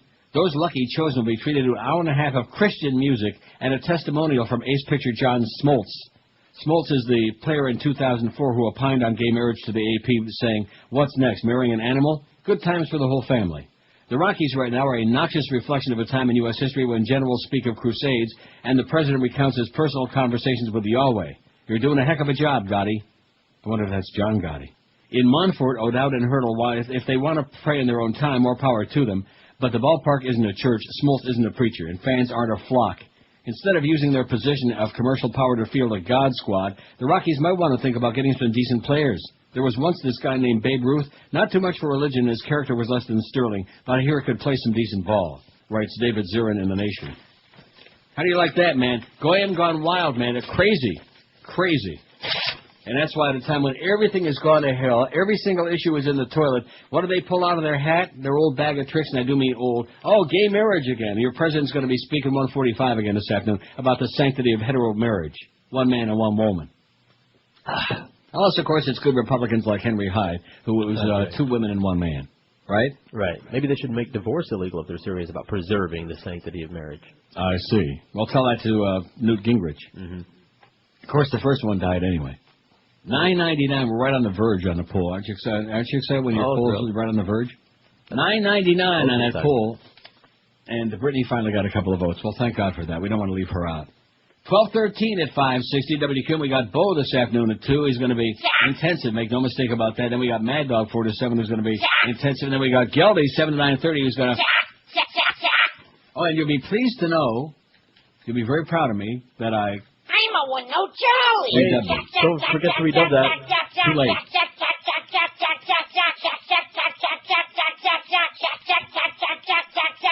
And don't forget about that, too. Hey, if you love boating, you can go out there and spend a ton of money to buy a boat, and that's just where the hassle starts. If you're smart, stop and call Club Nautico at 1-800-BOAT-RENT right now before you make a bad, expensive mistake. Why pay the expenses of owning a boat when you can rent one totally hassle-free? Join the club at Club Nautico. Call 1-800-BOAT-RENT. You'll be amazed just how easy it is. There are no docking costs, no expensive upkeep, no insurance, or no hurricane preparation. And guess what? Hurricane season's already started, in case you haven't noticed. With a boat from Club Nautico, it's totally stress-free and affordable, too. Call 1-800-BOAT-RENT. No getting the boat ready because Club Nautico does it for you. No cleaning up either because at Club Nautico, you just hop on your boat and go. When you're done pulling to the dock, get off and leave. Just walk away. It's that easy.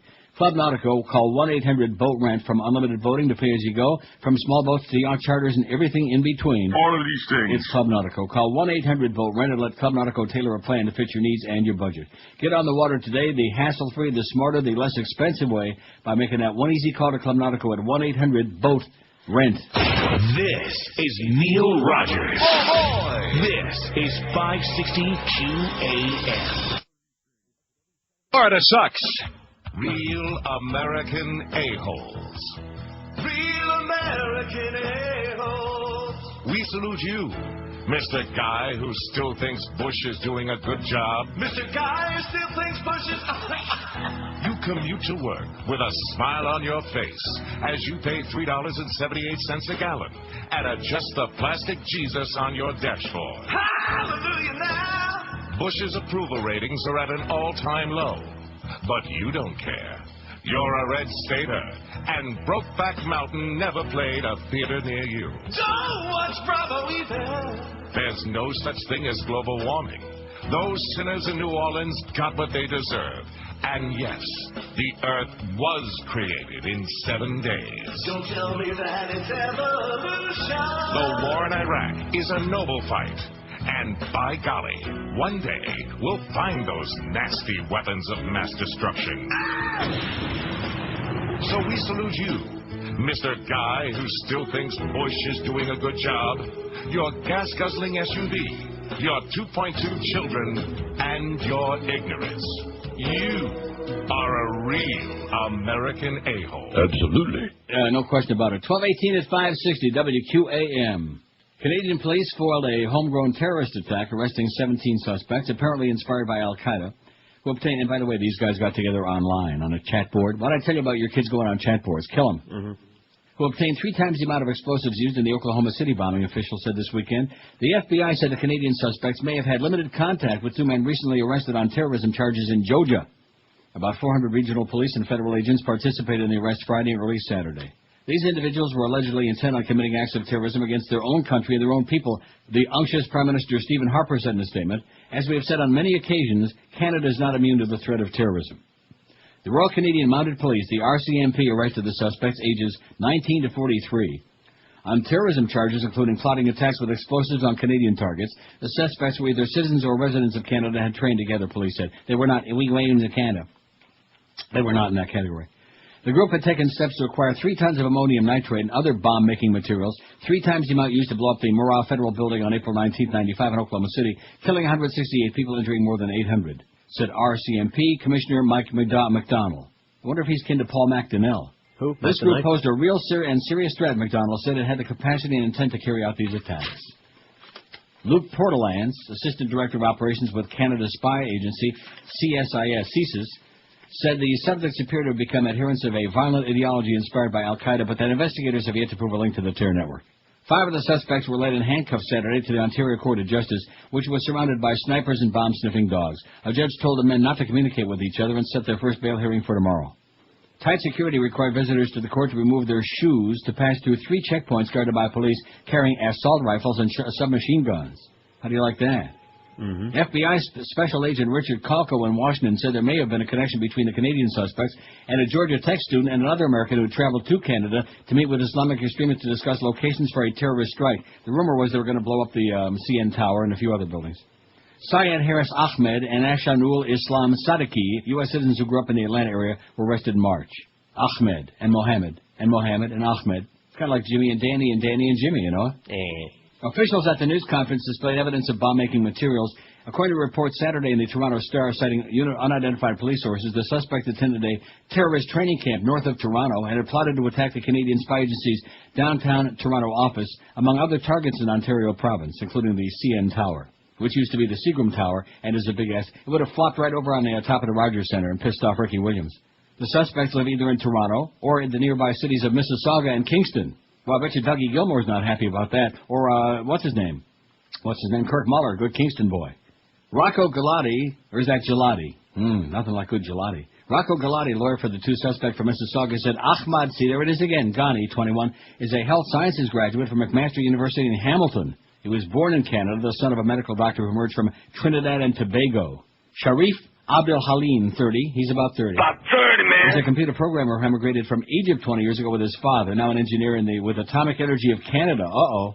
Talk about una bomba grande. How do you like that? The charges came under Canada's Anti-Terrorism Act. Portelance of Canada's spy agency said it was the nation's largest counterterrorism operation since the adoption of the Act, and that more arrests were possible. All of these things. And everybody's all whipped up, and of course some of the Muslim leaders are saying, see, it's racial profiling again, and you're picking on us poor Muslims. Yeah, well, quit bombing people, okay? And maybe they won't pick on you so much. Quit planning all these bombings. Who the hell needs 3 tons of ammonium nitrate? Maybe they didn't really have 3 tons. Maybe they just, all of them farted a lot.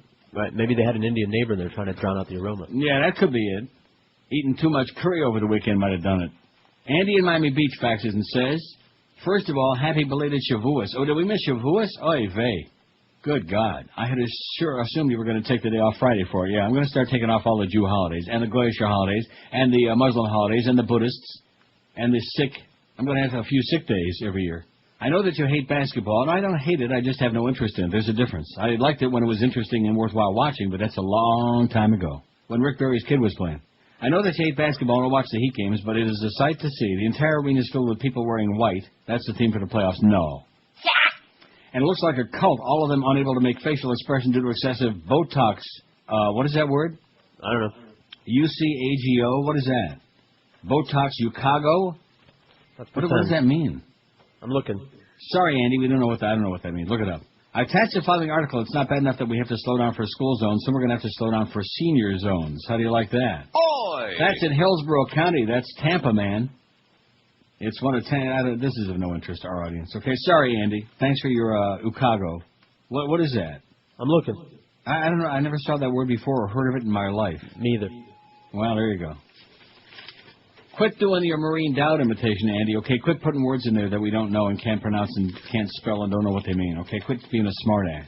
Well, then he goes on and talks about seniors in Tampa. Who cares about Tampa, huh? I sure don't. Couldn't give a flying crap less about it. A man shouting that God will keep him safe was mauled to death. Oh, no. Mauled to death by a lioness in Kiev Zoo after he crept into the animal's enclosure, a zoo official said today. The man shouted, God will save me if he exists, lowered himself by a rope into the enclosure, took his shoes off and went up to the lions. A lioness went straight for him, knocked him down, and severed his carotid artery. The incident last night when the zoo was packed with visitors was the first of its kind at the attraction. Lions and tigers are kept in an animal island protected by thick concrete blocks, but he sneaked in, and he ain't going to be sneaking out. Kind of like checking into the Roach Motel. They check in, but they never check out. And the same with this guy. If God exists, he'll save me. Well, I guess what does that tell you? Huh? I think there's the proof that you've been looking for, that there isn't any God. All the religions are always saying, well, prove that there isn't any God. You know, like the double negative. Right. They're the ones that come up with this cockamamie crap. They invented it, but we're supposed to prove that doesn't exist. Right. Yeah, prove to me that's not 110 degrees outside somewhere. Prove there isn't a Martian in your butt right now. There you go. Prove to me that there aren't any of those Martians in Moe's pants. Or maybe they're just dingleberries. Didn't he catch for the Cubs Damon Dingleberry? Oh, yeah. He was sure better than Joe Girardi. And by the way, I heard yesterday, I watched like about 4 seconds of the Marlin game, and that putz, man, he says, Joe Torre, yada, yada. He was talking about Joe Girardi, and he called him Joe Torre. Who, your boy Rich? Your buddy Rich Waltz, man, he stinks. He is bad. I bet, why don't they just let, what's his name, do the whole game? He's so good, you know? Tommy, yeah. Tommy Hutton.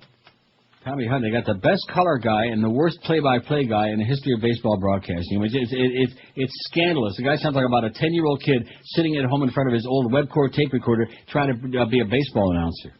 Just pathetic, Rich. 26 past noon. Look, if he was good, I would tell you, like Tommy Hutton. Didn't I just say he's the best? He's great. You just said that, yeah. Yeah, if the guy's good, I'll give him all the credit in the world. If he sucks, I'm going to...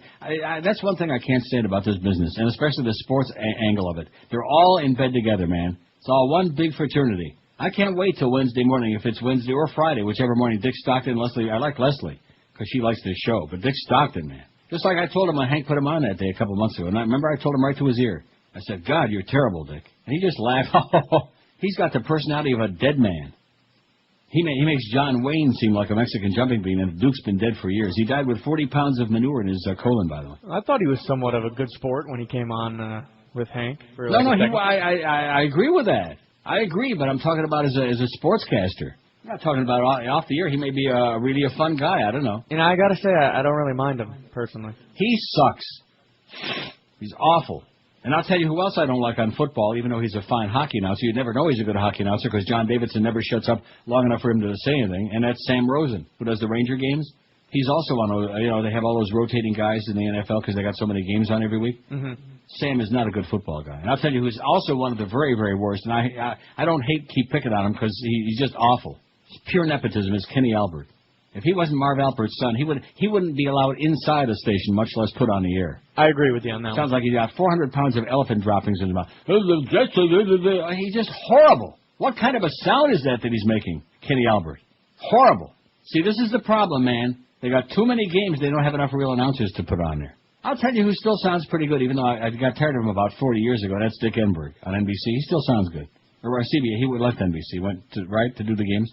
You don't like Dick Enberg? He's all right. He's fine. Yeah, I mean, he's not great, but compared to these other guys that all sound like the same cookie cutter, And what's that one guy on CBS, Vern, he's also Lundquist. Awful. Vern Lundquist, man, he's awful. The one that had his hands under Terry Bradshaw's ass in that one. Remember that promo? Remember that? Yeah. All these sports jocks, they're patting each other on the back, and the hand keeps slipping down a little bit lower on the back, all the way to the ass, I still wonder what that's all about, Being the old faggot that I am and knowing plenty about faggery, I really wonder what that is. That's a gay club, you moron. No question about it. The NFL is a gay club. That's why it's so humorous. They have all these Christian athlete meetings and these prayer breakfasts. They're all a bunch of faggots. You show me a bunch of adult guys that take showers together and snap each other on the ass with a towel. That's a bunch of pansies, I'm sure Mad Dog could tell you the truth if he wanted to, or even Bo Camper it too. I think that's what Kim's topic is today, okay? Fags in the locker room. Wouldn't that be great? I would tune in to hear that. There are no fags in sports. Right. Faggery in the Locker Room starring Kimba Beaucamper. I bet you he could tell you some stories. And you know who else could probably tell you? Troy the Boy. Oh. Finally, a TV experience like no other. Believe me, Comcast digital cable with on-demand is easy to use and lets you take viewer control to a whole new level. With Comcast On-Demand, TV is on your terms because you can choose a show on your schedule and pause or rewind it whenever you want. And for a limited time, you can get connected to Comcast digital cable and HBO On-Demand for just $34.99 a month for your first 3 months. What's not to like? Why is TV so much better with On-Demand? For starters, you can watch over 3,000 free movies and shows whenever you want, whenever you're in the mood. It's a revolutionary new way to enjoy TV. On-Demand is ready to start when you say so. With programming including free movies, kids shows, music videos, cooking shows, sports, home improvement shows, guitar lessons, and so much more, you'll always have something good to watch right when you want to watch it. You sure can't get all this with satellite. So ditch your dish today and get big savings up to $515 plus On-Demand so you can build your own TV schedule. And best of all, On-Demand is free with Comcast digital cable. So pick your show time, sit back, and you wonder how you ever enjoyed life without it. Call today and order Comcast digital cable and HBO with the power of On-Demand for just $34.99 a month for your first 3 months. In Dade, call 305-COMCAST, and of course in prestigious 954-COMCAST. Call for details today. Certain restrictions apply. This is Neil Rogers. This is 560 QAM.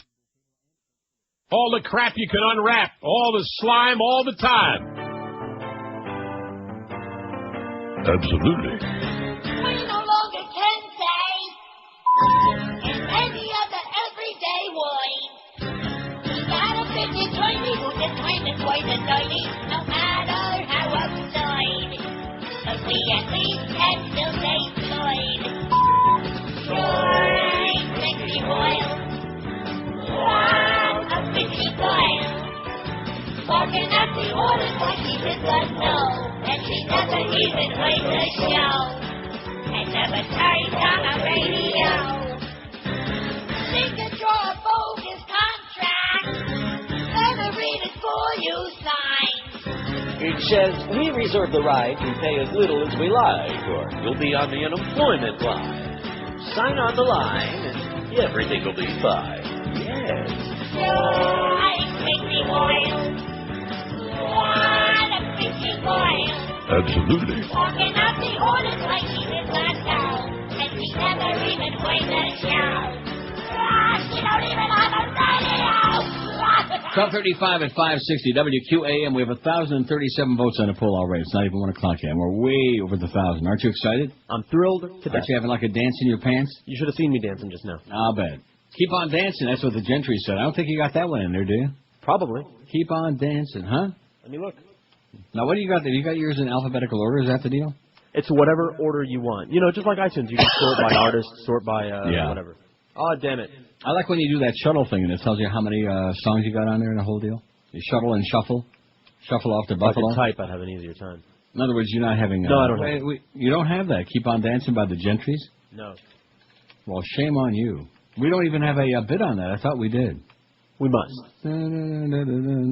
Can't. What's it called? It can't... oh, God. We do to the tune of that. We do. I know it. No more dancing. That's right. Now, see, leave it to me. I never come up with those. It's always you. I don't find it, though. No more oh, no, just called No Dancing. It's all over, There you go. for all you sweet kids. I got no Gentries. Well, that's the middle of their head. It's the rule of law, baby. You can't do the twist.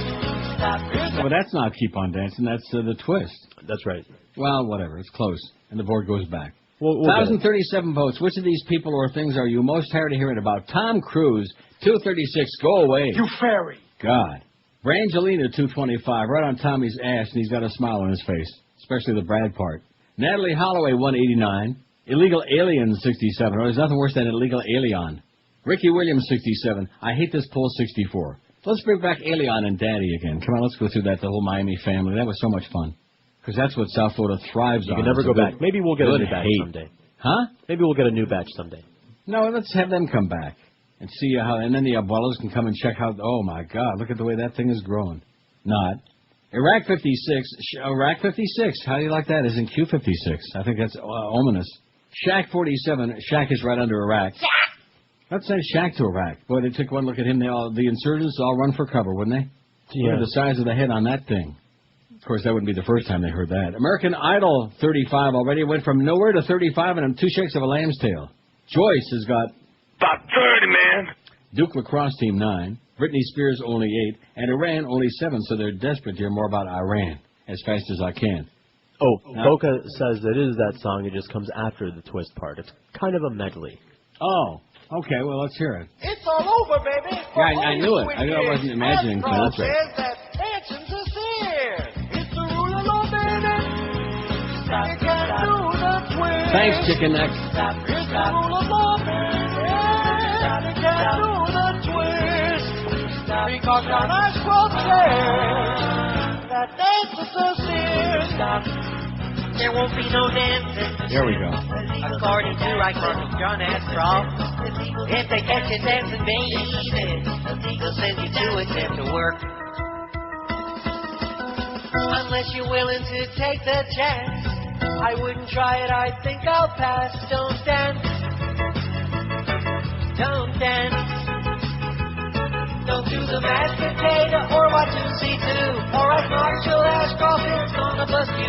Don't dance. Don't dance. We don't allow dancing here. You will cease to dance and maybe a day much sooner. Dance and go to hell. Dance and go to hell. The new attorney general says you'll go to hell. If you dance, you'll go to hell. Dance and go to hell. Dance and go to hell. The new attorney general says you'll go to hell. If you dance, you'll go to hell. God has deemed dancing a sin, and snakes will rise above your head. And the Ooga Booga God of Doom will raise his mighty fist to claim the rule of law. Okay, 1240, let's face it, the crazy religionists. That's what the whole world's all about right now. I rest my case. They're all killing each other in Iraq because they're from this sect and that sect and et cetera and so on. And now we got the crazy goyim who are like, we got Christian ball games and Christian music and Christian this and Christian radio stations and TV stations. And Pat Robertson's on TV telling us who we ought to assassinate. But give me that good old-time religion. And you people, the ones that continue subsidizing and supporting it, you're the ones to blame. Supporting all this corrupt, insane horse crap, all based on hate and intolerance and superstition and hocus pocus and etc. Get life in focus and throw away the old hocus pocus. This is Neil That's Rogers. my suggestion to you. Anybody listening? No, nobody cares. They're brainwashed. They're brain dead.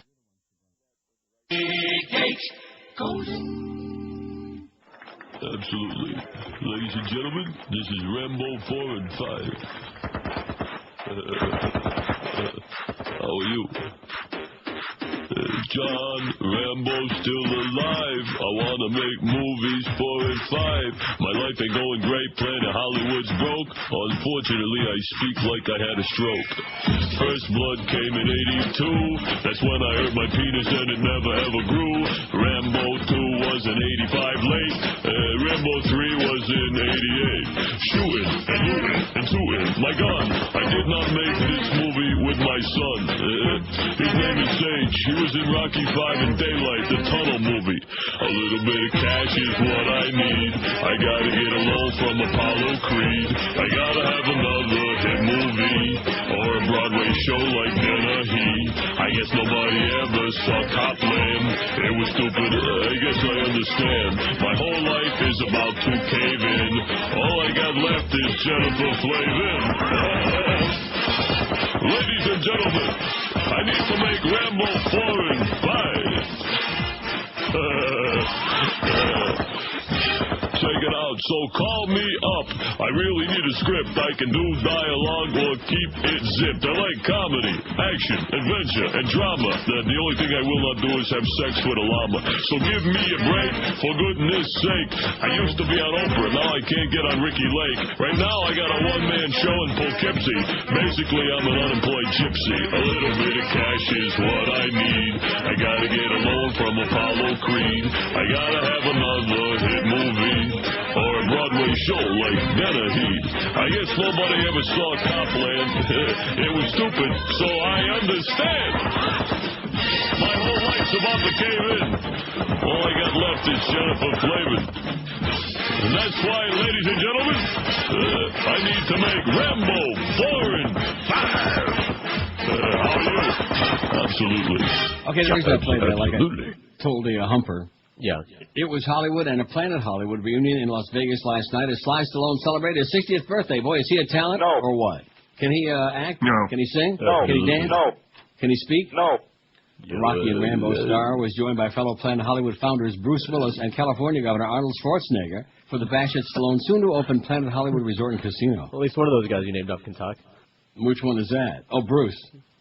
Stallone. I'm not too crazy about him either. No. Oh, look at that purple.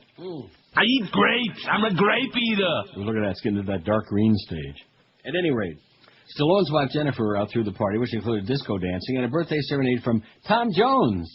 Oh, now, what's that Tom Jones song? Which one? I think is it F-bomb? Oh, okay.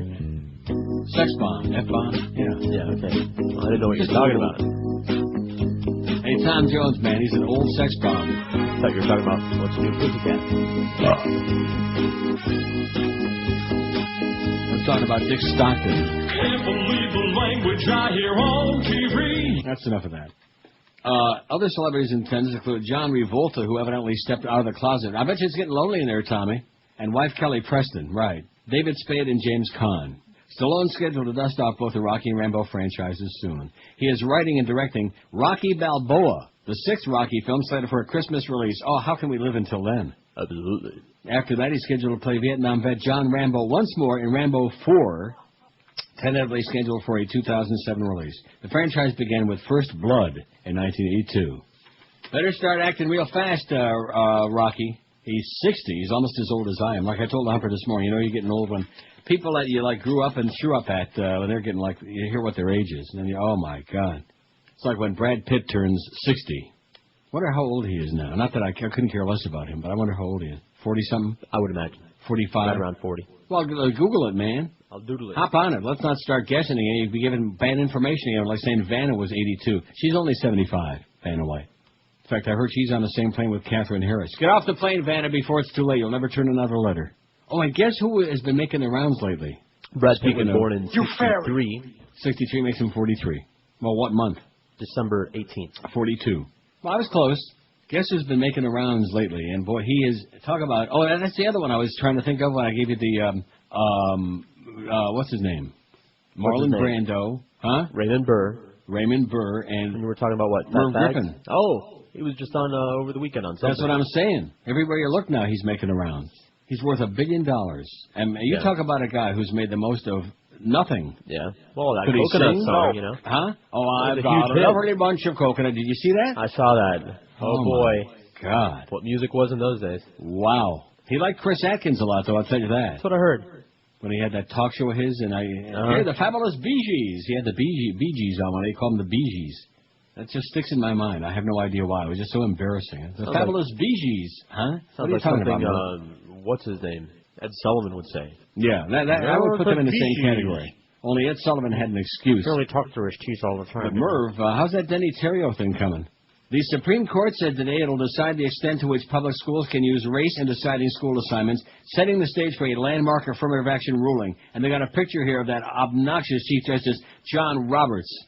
I'd rather have John Roberts from CNN, used to be on CBS, rather have him on the Supremes. And maybe Mary Wilson, but definitely not this John Roberts. Oh, he's got that fascist, goyish look all over his face, man. He's got FG on his forehead. All he needs is the A in between it. You know what the FG stands for? Farbissinagoyim? That's it. Singular. Farbissinagoy. Get your Yiddish grammar straightened out, will you please? Hey, I got a B in class, all right? Yeah, you got a B in your bonnet, I think. You hear it buzzing? Justices will hear appeals from a Seattle, Washington parents group and a Kentucky parent ruling for the first time on diversity plans used by a host of school districts around the country. Race cases have been difficult for the justices. The court's announcement that it will take up the cases this fall may be a possible sign of an aggressiveness by the court under new Chief Justice John Roberts. I think when this court gets done, man, we'll have blacks all in the back of the bus again, albeit separate schools in real dark parts of town, and that'll be that. We don't want to turn the clock back more than 100 years, you understand. The court rejected a similar case in December when moderate Justice Sandra Day O'Connor was still on the bench. The outcome of this case will turn on her successor, the unctuous fascista Samuel Alito. In one of the cases, an appeals court had upheld Seattle's system which lets students pick among high schools and then relies on tiebreakers, including race, to decide who gets into schools that have more applicants than openings. The lower court, that goes on. Bada-beep, bada-boop, bada-boop. Well, there you go. I'm tired of hearing about it. See, if they would worry about having, like, quality schools, which almost none of them exist in the country, then it would make sense, you know, but they don't. They're more concerned about, well, who's getting to go in here and how many dark folks and how many white folks and how many spics and this and, you know. What does that have to do with anything? Because let's face it, birds of a feather flock together, and most people want to live with their own kind of people. You know, the white people move to the suburbs, and the dark people, they get left in whatever is left over, and the Julios, they take over some other part of town, like Kendall. We'll be taking it all over. Don't worry. I know. You're sure reproducing fast enough to do it, I'll tell you that. You and the Muslims, my God. Right. I think that's going to be forget about the Jews, man. They don't reproduce at all. I think it's the final battle is going to be between the Hispanics and the Muslims. They're going to duke it out. Yeah, we have days. 1,091 votes. Yeah, and at the last minute, the Germans will come in again. Look out. Look out now. They always find DeVay. Now, getting back to tomorrow being a very important day, muy importante. Mark it down on your calendar. Or should we take a call first? WQAM, hello. Hey, Neil, you really got your pen? WQAM, hello. Okay, and one more. WQAM, hello. Beelzebub coming. Beelzebub. Happy. Yeah, okay, there you go. Well, we tried. See, tried to stick a couple of them in there. Don't have any real ones. Freehold, Iowa. I don't know where the hell that is. I've heard of Freehold, New Jersey. Jackie Lee at Freehold Raceway, man. Here comes Carmine on the outside. Here comes the Catman. Look out for him. A number of panicked Christian ladies across America are scheduled to give birth on June 6th, 2006. Tomorrow. This date raises concern among church members because numbers of... No, it doesn't really. Yes, it does. Since the numbers of that day also identify the son of Satan, the beast, from the book of Revelation. Oh, the beast is going to be on all day tomorrow. That would be a good gimmick. Let's have the beast. I love eating nuts. There you go. No decent Christian family wants that little red bottom of the devil's spawn perched on their limb of the family tree. Looks like those, what are those chimps? What are those monkeys with the real red ass? Baboons. Baboons. Yeah, and oh, my God, those are disgusting. Yeah. Put some clothes on, for crying out loud. Oh, the reason I saw that is because, remember the scene in The Omen? That's where I seen it. That's right. Where she's driving him through the, like jungle. Lion Country for Safari right, or something. Right. And a bunch of baboons all freak out. They see Damien is in the car, and then they all jump on the car with their ugly red ass. And the funny part of it is that Lee Remick also had an ugly red ass. No decent Christian family wants that little red bottom of the devil's spawn perched on the limb of their family tree, taking a dump on the branches below, much less sitting in a high chair at the dinner table listening in on family prayers while quietly finalizing plans to sodomize mommy with a family vacuum. As such, Landover Baptist creation scientists have put together a checklist of recommended actions one should take if their baby is being born or was born on 06/06/06, which is tomorrow. This is great. This is all made up, right? Somebody just... This is on one of those course, fake it's for news fun. websites? Okay. It's for fun. Okay. LandoverBaptistChurch.org. A true Christian perspective on local, national, and world news. The largest, most powerful assembly of worthwhile people who ever exist, unsaved, are not welcome. It's a satire, man. It's too long. I'll get to it. And parts of it I'm sure I can't read on the air. Well, you'll just dump it, you know? Right. Or not. Josh will. He'll be all over it like Stink on Joe. Stink on Joe Mama. We got 1,100 votes yet? Almost. 1096.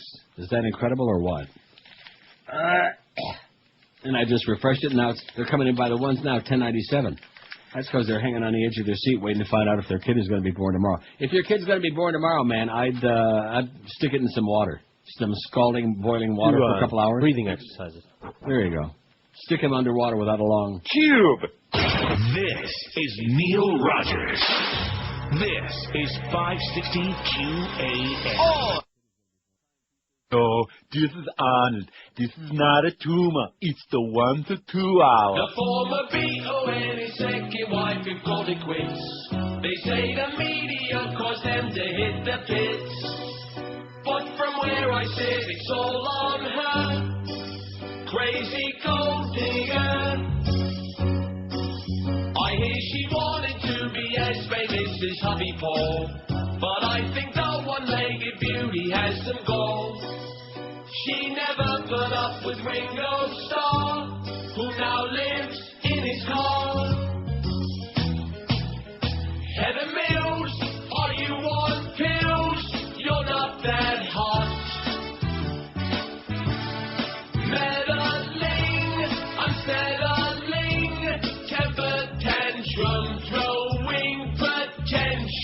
Not 4 years of marriage will make Heather more than filthy rich. A lot of cash for someone Selico's a bitch. Take your money, go away, shut up. 'Cause there's no prenup. Oh my God, you're so Paul McCartney, your autograph. You better ask for me wife's autograph because she gets angry. Your wife? I thought she died. No, that was my first wife. My second wife, Heather Mills. You got married? Yeah, I've been married for 4 years, love. No way, I never knew that. She's very jealous and angry. Watch out, here she comes, she might hit you. Heather Mills, are you on pills? You're not that hot. Meddling, unsettling, money grubbing, wannabe phony snot. It's 102 at 560 WQAM. Do I sound a little nasal today? A little bit, but it's fine. Oh. Well, it's not fine. I got to get rid of the allergy thing. I'm sure that's what it is. That's fine. Change of season, man. Anyway, getting back to this, if your child is born tomorrow on 666, here's the checklist for Christian mothers. Is my child the devil's son? 1. Ladies, keep your legs crossed until after midnight. A true Christian lady always keeps her knees together, and June 6th is no time to stop. As your demon child willfully pushes and kicks, causing your lady hole to dilate to the size of a drainage pipe, keep your knees locked together at all times. What was that? God, I think Joyce is going to be over there in a half an hour. This will give your demanding child a wonderful early lesson that he can't always have his way. To underscore this valuable disciplinary message, as the devil child flops around, trying to claw its way up to the human world to do Lucifer's bidding, continue to warble in a loud voice, la la la la, I can't feel you. 2. Oh, it gets better. Oh, God. If at all possible, have your Baptist doctor induce the child to be born earlier. I need a cough It's drop. getting kind of late. The most reliable method known to creation science is to get a mother to go instantly into labor, jump in front of her when she least expects it, and scare the dickens out of her. If this doesn't prove scary enough, read the Bible to her. Otherwise, FedEx a love processing gift of $2,000 to Landover Baptist Church, Freehold, Iowa. As soon as your check clears, we'll send you information on how to perform a creation birth reduction. You know, we got a method for scaring the women, according to that story there. Yeah.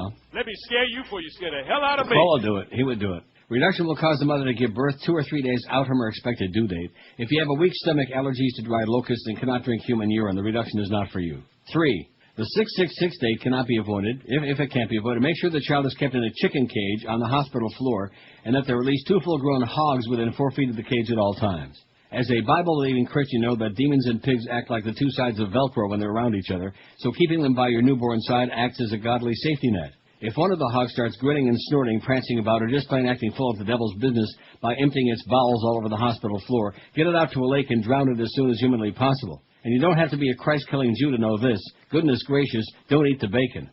4. Make sure you check under your child's testicles for any peculiar markings, for it is not upon the head, as the hell-bound Catholics incorrectly believe, and by all other indications be the last ones to be wrong in this regard, but rather hidden in the rough skin on the nape under a newborn's tiny tallywhacker, or slightly inside the anal cavity that one should be looking for any sign of the evil one. Creation scientists observe the so-called taint. The disagreeable area between the genitals and the anus is where demons are most likely to post messages for each other. 5. Place your child in the care of our creation scientists for a period of 10 days. During this period, they will perform a Bible crawl and conduct creation science experiments on your newborn to determine if it needs to be shipped off to the Landover Baptist Home for the Demonically Possessed in North Dakota.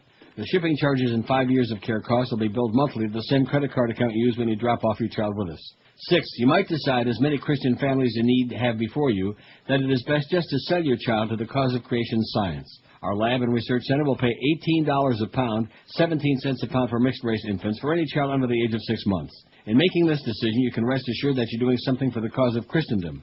Your family will be helping creation scientists better understand Satan's handiwork in early childhood development. This greater understanding will better prepare us in case, God forbid, we'd have to suffer. There is a post-tribulational rapture. If that is ever the case, the more we know about the enemy, the better. And 7, last but not least, buy an enormous full Korean wig that cascades thick locks of hair down your back to your waist. June 6, 2006 is no time for a pregnant woman to be walking around looking like a young boy, lest she be mistaken for a Mia Farrow. Isn't that cute? It's very cute. Especially that taint business. Taint what you think it is. Well, and speaking of that, speaking of the long hair, I mean, granted, everything has got, literary license, and we can't get it's just a movie, but the original Omen that was on over the weekend with Gregory Schmeck, he goes through all of this business, and the priest dies, the thing comes down and stabs him through the heart, and all these freaky things. And, I mean, at this point, he knows that Damien is the Antichrist. But, no, what does he do? As soon as he gets home, and, of course, by this time his wife, Kathy's already dead, having been tossed out the window and falling through the top of the ambulance by, what's her name, whatever her name was. He goes home, and there's Damien sleeping, okay, sound asleep, and he goes and gets his scissors. Now, can you imagine? You talk about a deathly strong sleeper, you know? Right. I mean, how could any kid or any human stay asleep? He's pushing back his hair, and he's cutting and cutting, and there, of course, is the 666. Oh, my God. Yeah. I mean, that one it pushes the imagination just a little bit. Unlike, of course, anything else in the movie. But it's good. Then they certainly didn't need to remake it. That was really a bad idea, really terrible idea. They're not going to stop. They're going to keep remaking everything. Oh, everything, because they have no original ideas, right? And all the remakes are proof of that. Just wait till the new Godfather comes out. It ought to be spectacular. Oh, yeah. Can't wait. The one starring Pee Wee Herman and Poopy Campo. That's right. Carrot Top is Sonny Clinton. Carrot Top is Sonny, yeah. And Don Knotts is Fredo. Oh, Don Knotts is dead, isn't he? I think so. I don't know. What do you mean you don't know? He just died, for Christ's sakes. You better get with it. I forgot. It's one thing on, some of these guys that have been dead for a long time. We keep very like Buddy Hackett. Right. 1,125 votes. Buddy Hackett used to be on Merv Griffin all the time, and so was Chris Atkins. He was on anyway, Merv. which of these people or things are you most tired of hearing about? Tom Cruise, 256. Brangelina, 236. Natalie Holloway, the Aruba chick, 199. Boy, if they ever stop talking about her, Rita Crosby and Nancy Grace are they're going to have to elope. Maybe they can find Sandy Payton somewhere and they can all share Ann Bishop's body. Illegal Alien 71. I heard there was enough to go around for everybody. Illegal Alien 71. Ricky Williams 71. I hate this poll 66. Iraq 58. And American Idol. Wait a minute. Yeah, Iraq 58. American Idol 57 has pulled ahead of Shaq, who's only got 47. Joyce 31. The Duke Lacrosse team 13. They're back together again today, man. They're reinstated. Who cares? Britney Spears 13 and Iran only 7. So let's look at it this way. The things that they want to hear about, Iran, Britney Spears, the Duke Lacrosse team, and Joyce. And that's pretty much it. And hate. 5670560, pound 560 in the Verizon Singular wireless line. WQAM, hello. Not there, okay, that's it. That's a medley of the call. And as soon as the delay cranks up there, what is that, about 8 minutes? 30 minutes. That's what we really ought to do. In fact, you know something? What we ought to do is to go like on a 45-minute delay. Then we could leave like at 1:15. Doesn't that sound like a good idea? Sounds like a plan to me, huh? I love it. and then let it just all play out and catch up. The next step in the ongoing saga of indecency legislation could happen this Wednesday, June 7th, when the House of Representatives is expected to approve the Senate's version of a bill that would increase fines for decency violations to 10 times their current amount. The LA Times reports that President Bush is expected to sign the Broadcast Decency Enforcement Act, which passed in the Senate last month. The unctuous fascistic Sam Brownback of Kansas, who sponsored the bill, said on Friday that its passage was a victory for children and families. Right. An anonymous broadcasting executive told the Times that he feared the bill would lead to even further changes behind the scenes in the industry. For example, more delays in all live programming, like our 75-hour delay. Even news and sports broadcasts in case of any possible slip-up. It's already caused a chilling effect, the executive said. It's going to be even more so, because now we're looking at numbers that are really big. The new maximum fine will become $325,000 per violation. The House version of the indecency bill was even stronger with a maximum fine of $500,000. However, the House chose to go with the Senate bill rather than debate the differences between the two pieces of legislation. The Times reports that the bill will be considered tomorrow and voted on the following day under special rules generally reserved for non-controversial legislation. NAB spokesperson Dennis Wharton gave Reuters the organization's official stance on the bill, saying, in issues related to programming content, NAB believes responsible self-regulation is preferable to government regulation. Oh, what a ballsy statement, Dennis. What a ballsy thing, man. WQAM, hello. QAM. QAM. Yes, sir. What I want to know is you keep playing that thing about the woman, the bride that took off. Yeah. Would you ever play the original that you make fun of? What are you talking about? The thing with the dumb guy and he wants her to get a Slurpee or something. Yeah. You know, I never heard the original, so I. What original? What are you talking about? What original? Wasn't there ever an original tape that she made to the police or to the? Oh God! Oh my God! Oh, and you wonder why I take a very limited number of phone calls between that guy and the olive oil guy with all the carbs in the olive oil. That was gold. What are you talking about? You're right.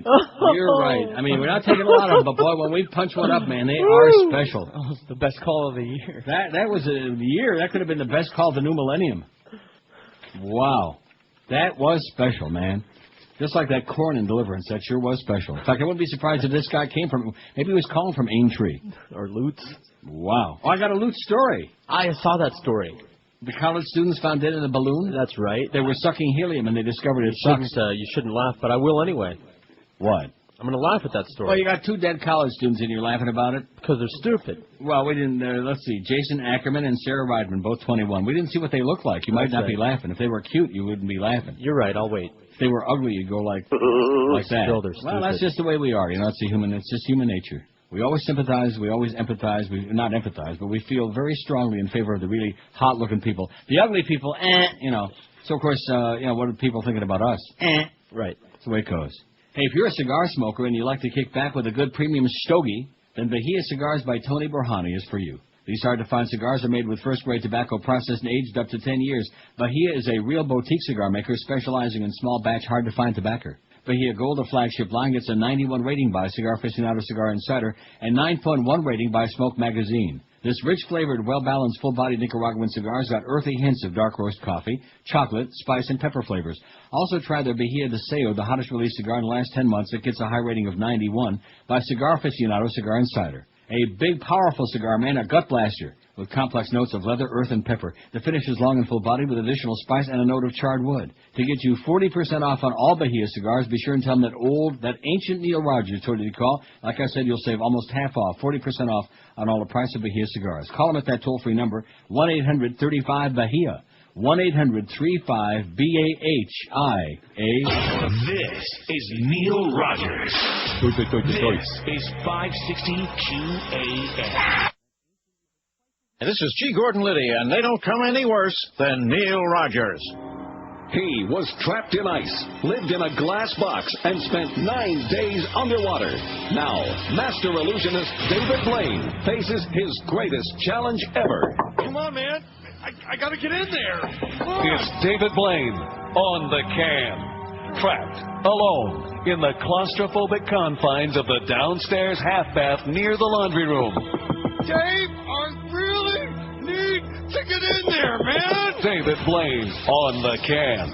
With only a glass of Metamucil, a nearly empty roll of Charmin, and a 5-month-old Sports Illustrated.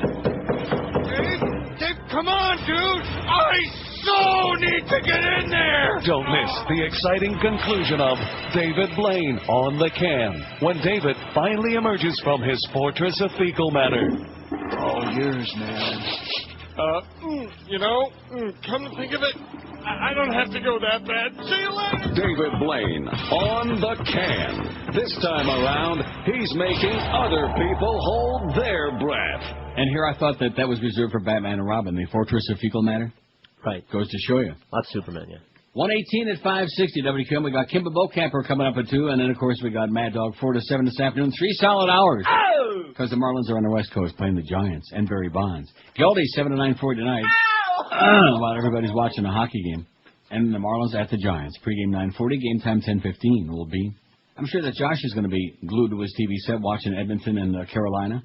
No, I don't think so. Neither will I. I just have no interest. I couldn't name you a player on each team. Yeah, you could. Carolina. Got me, buddy. My hockey buddy. Come on. The Wizard. Yeah, the Wizard. Ray Whitney? Yeah. Okay. Told you. There you go. Is there anybody like world renowned I would know on either of those two teams? No. No? Okay. Chris Pronger. Who? Don't smack him. No, not world renowned. I mean, like Needle-Nose Gretzky ain't playing on there no more for Edmonton, or Mark Messier. Even if they were world renowned, you would know Johnny Bauer from Papa Bauer. That's how much you know about hockey. I know my Florida Panthers from that. Do you? Games are we going to have to go through that again? Oh my God. Let's not. Let's save the embarrassment factor. It was so exciting the first time. Yeah, it was amusing. Oh, well, not as good as some of his spelling gaffes. Yeah, now, getting back to this thing about the indecency bill that they're going to pass on Wednesday, and your president's going to sign it, and everybody's going to, clam up. And I'm not even sure after Wednesday if we're going to be able to say crap again. So let's... Crap. Yeah, let's make up for it now. Crap. Say it several times. I don't think we're going to be able to take any past No. Only very sanitary ones. So I had a follow-up on it. A column, what is this from? CapitolHillBlue.com. It says, here's a laugh. And, of course, I interrupted the segue there because we took that very important call. It's a good thing I did. If we'd have missed that call, we'd have missed something really sensational. So if I go, you play the original. Yeah. Oh, it's coming up. Okay. It's coming up at 2:15 on the Kimba Bowl Camper Show. Here's a laugh. Congress is going to determine what's decent, question mark. The House of Representatives, that many call the most corrupt and scandal-ridden in modern history, plans to vote next week on whether to adopt a Senate plan to increase fines to $325,000 on television and radio broadcast stations that violate decency standards. Parents groups and some lawmakers have pressed for 2 years for higher fines to discourage broadcasters from raising the level of sexually provocative content or profanity.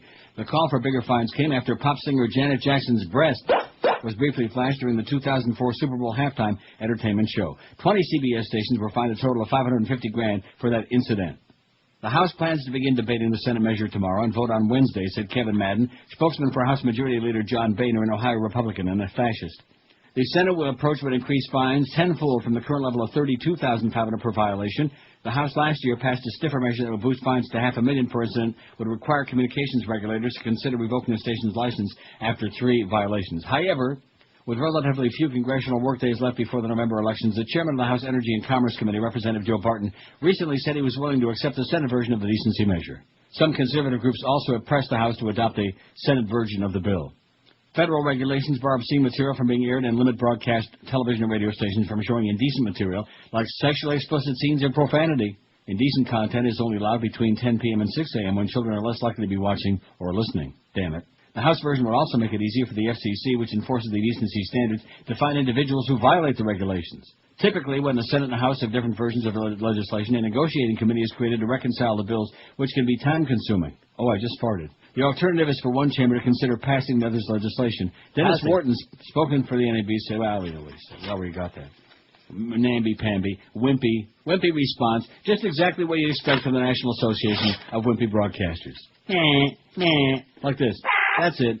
I think it's appropriate we got him on the air. That's the sound of broadcast companies striking back against excessive hysterical regulation. And, of course, this company, man. We've taken the FCC and multiplied times 100 because we got that bitch Joyce over there. You can't do this, and you can't play those fart sounds. Yeah. And then we got the new fearless leader who came in there and, talked a good game for about 5 minutes. And then as soon as Joyce came in there and cut off his left testicle and held a knife high in the air, threatening to cut off oh, yeah, well, Joyce is this, and yeah. Right. And Clarence says that. Of course, Clarence was deballed a long time ago, so it's kind of a moot point, wouldn't you say? Sure hope you don't see him these days. Did he darken that door? He's still on vacation, I reckon. Really? Still in Vegas? I guess. Or maybe he just ain't coming back. Oh. Lutz, Florida. George saw this story and he thought it was very funny. Oh, boy. It's not funny. I don't know what they look like, though. Evolution at work. Lutz. Well, what do you expect in Lutz? Rocket scientists? I expect that story. 2 college students were found dead inside a large deflated helium balloon after apparently pulling it down and crawling inside it, officials said. Why would you want to crawl inside a helium balloon, man? So that you could make your voice sound like that all the time without having to take successive hits off of the balloon. He does it without the helium. Well, not everyone is that talented. No. The deaths of Jason Ackerman and Sarah Riedman, both 21, appear to be accidental, Hillsborough County Sheriff's Major Bob Schrader said. Their bodies were found Saturday partially inside a deflated helium balloon at the entrance of a condo complex a few miles north of Tampa, in Lutz. The 8-foot diameter balloon was used to advertise the complex. It was more of a fun thing they thought they were doing, said Linda Riedman, whose daughter was found dead. You know how you blow up the balloon and suck the helium? Well, that experience really sucked. The county medical examiner said yesterday the cause of death won't be released for 6 weeks until toxicology results come back. Inhaling helium can quickly lead to brain damage and death from lack of oxygen, according to the Compressed Gas Association, which develops safety standards in the gas industry. The Compressed Gas Association. I bet you Joyce is a member of that group, because she sure compressed our gas on the air. No more gas from anybody's ass going to make it on these airwaves, as long as that Joyce bitch is in charge. And she will be. Joyce bitch? Isn't that her name? She will be, because she's the one calling all the shots, and the other one, bada-beep, bada-boop, bada-bop, hey, how's everything going? I will not be confabulating with that character again. I have cut the cord. There's nothing in my contract that says I have to talk to either Clarence or Clarabelle or anybody who begins with a CL. None of these people. Just showing up every day that we're supposed to show up, do a fine job, and then just hope for the best. That's all we can do. Because these people have basically, oh my God. I would say they've taken out the white flag of surrender and waved it. I don't think they'd know where to find it or where to wave it. You know, if you ask me. Maybe it was white once upon a time. May be a little stained at this point. 1,149 votes on that poll. We're going to go over 1,200, I think. We're pretty damn close to it. Aren't you proud? On the 5th of June, no less, on a very... I mean, most people, aren't they out of town already? A whole lot of them are, I'm sure. Oh, yeah. The minute the kids got out of school, they grab up the kid and they get the hell out of that place, and I don't blame them. Hurricane season. Don't get nervous, but it's hurricane season. Oh, my God. Because I'm getting spy reports that the media there are hyperventilating like crazy. Oh, speaking of 666, I don't have time for this right now, after the break. You see this story from Hell, Michigan? No. Well, they're going to have a wild time there tomorrow in Hell, Michigan. You know, I've always known that, I see, 60 miles west of Detroit. Huh. Must be west of Northville Downs. And what's the other places? Oh, gee, I can't believe I can't think of all those. There was like a whole bunch of them you'd go through on the way from like Kalamazoo to Detroit, I-94. And I can't think of a single one of them. Boy, the passage of time is so bad, you know. Northville, I remember. You want to know I remember that one? Why? Racetrack, Northville Downs. Well, why didn't you say it? Pretend that you know something. Okay. Here comes Terry Buter on the outside, whipping and slashing. And there's Clarence Ayotte down there along the rail, getting lost in a two-horse race. Hey, Clarence, Coyote Ayotte. That's what I'm going to do, I think, from now until the end of my deal. I'm just going to read harness names. Obscure harness. Yeah, Ray Stein, right. How about Justin Stein, the jockey at Woodbine, 19-year-old apprentice jockey? What about him? Huh? And whatever happened to that great 19-year-old driver up there at Harrington Downs that got in that bad accident when Hal Belote got killed? What the hell's his name? I forgot it. Brandon Givens. Yule Givens? No, Brandon Givens. And I saw his picture on the web that one day, and I thought to myself, if Brandon's given, I'm taking. That was kind of cute. That was sad. And then he broke his leg or something in that accident. Heal up fast, sweetheart. 27 past 1 at 560 WQAM. Harold Fisher and Sandy Fisher. Let's go through the whole list, man. What do you say? Ray Crunk? You think you could fit Ray Crunk in your trunk? Anyway, let me tell you about a great place. I doubt it. He was a big guy. Well, he was. Brandy's in Pompano Beach is where to take your Tootsies, man. Take good care of your feet, because once your feet are in bad shape, your whole body's off tourist.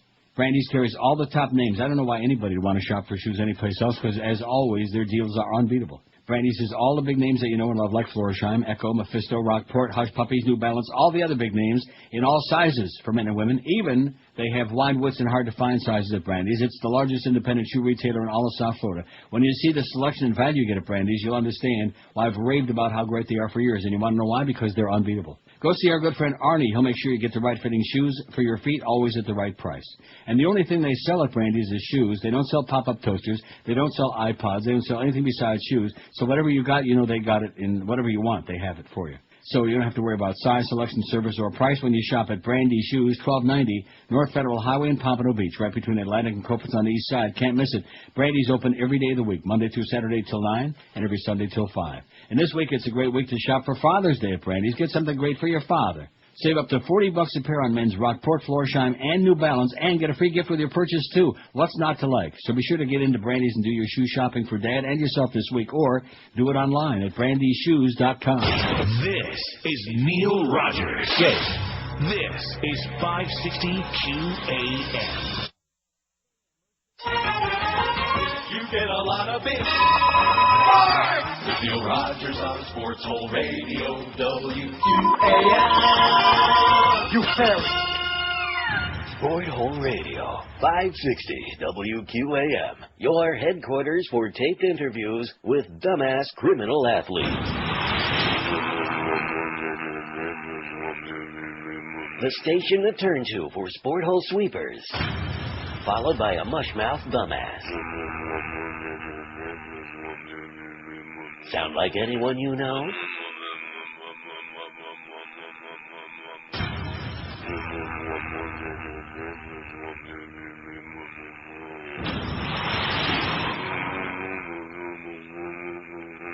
And if you think they're unintelligible just because of the phone,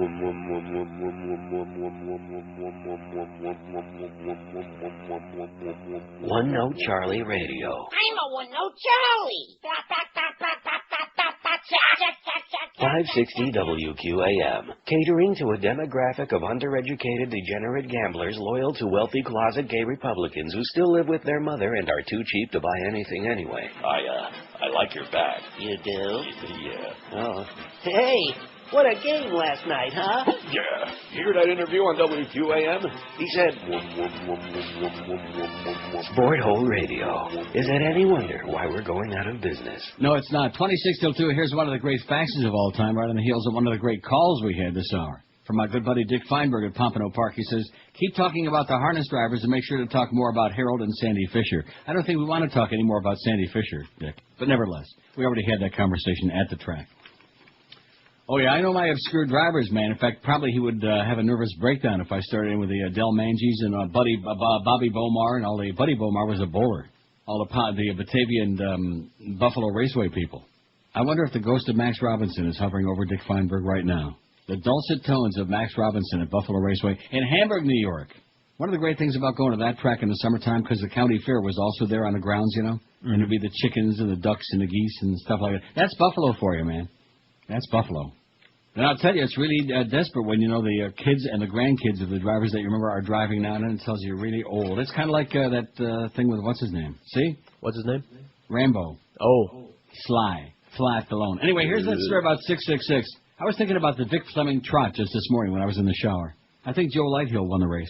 Hell, Michigan. See, that's where it was, at Livonia, at DRC, Wolverine Harness Raceway. With here comes Joe Lighthill on the outside, the tipper. Hell, Michigan. They're planning a hot time in hell tomorrow. The date bears the date of 6606, or abbreviated as 666. Oh, my God. Oh, my God. A number that carries hellish significance. In fact, I wouldn't be surprised if they were racing tomorrow night, which they're not at Pompano Park. Miriam Tolan might win a race on 666, but I doubt it. And there's not a snowball's chance in hell that the day will go unnoticed in the unincorporated hamlet 60 miles west of Detroit. In fact, if they had racing on 666, Donald Brainerd and Miriam Tolan would win all the races. Then you'd know there was something really strange going on. Nobody's more fired up than John Colon, the town's self-styled mayor and owner of a souvenir shop. I've got 666 T-shirts and mugs. I'm only ordering 666 of the items, so once they're gone, that's it, said Colon. Isn't that clever? Cute. Also known as Odom Plenty.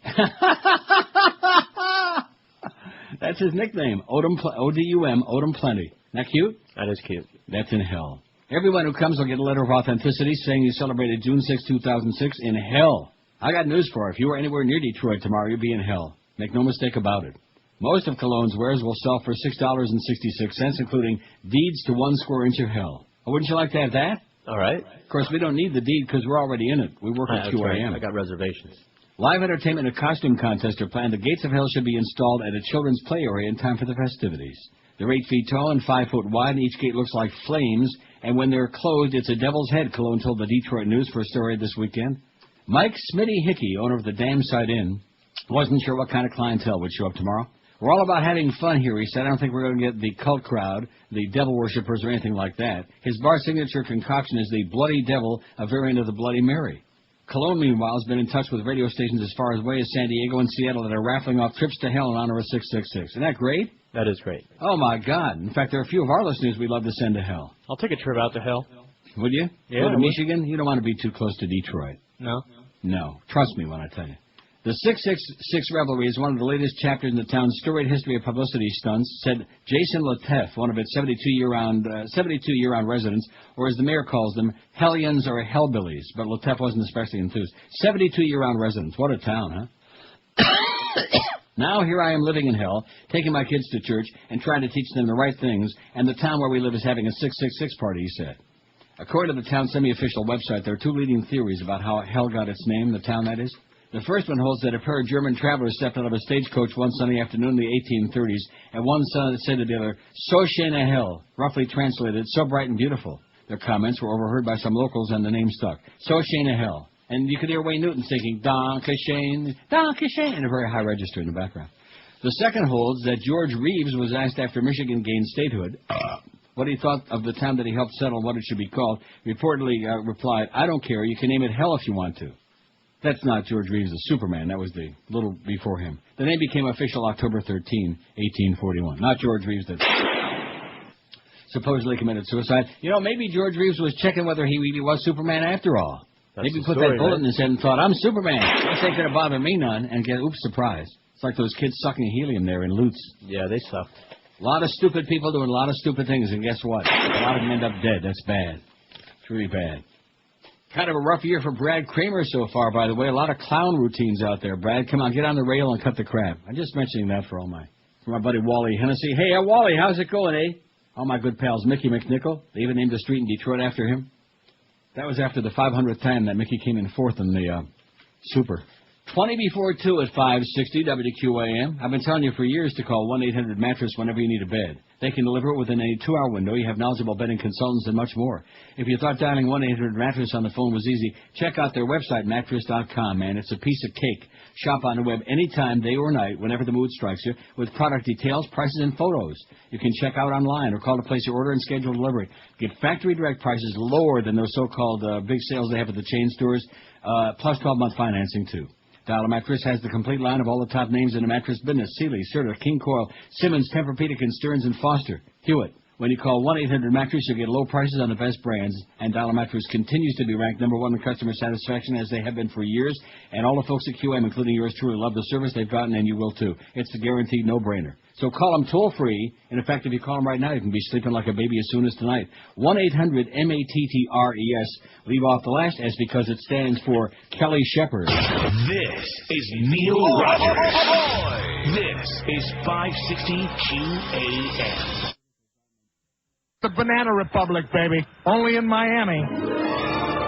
In theaters now. From the director of the Da Vinci Code, it's the Bush Code. You send mixed messages. Cannot understand. There's an ingenious code locked into President Bush's rambling speeches. How is our children learning? What are you talking about? When deciphered, fool me once, shame on you.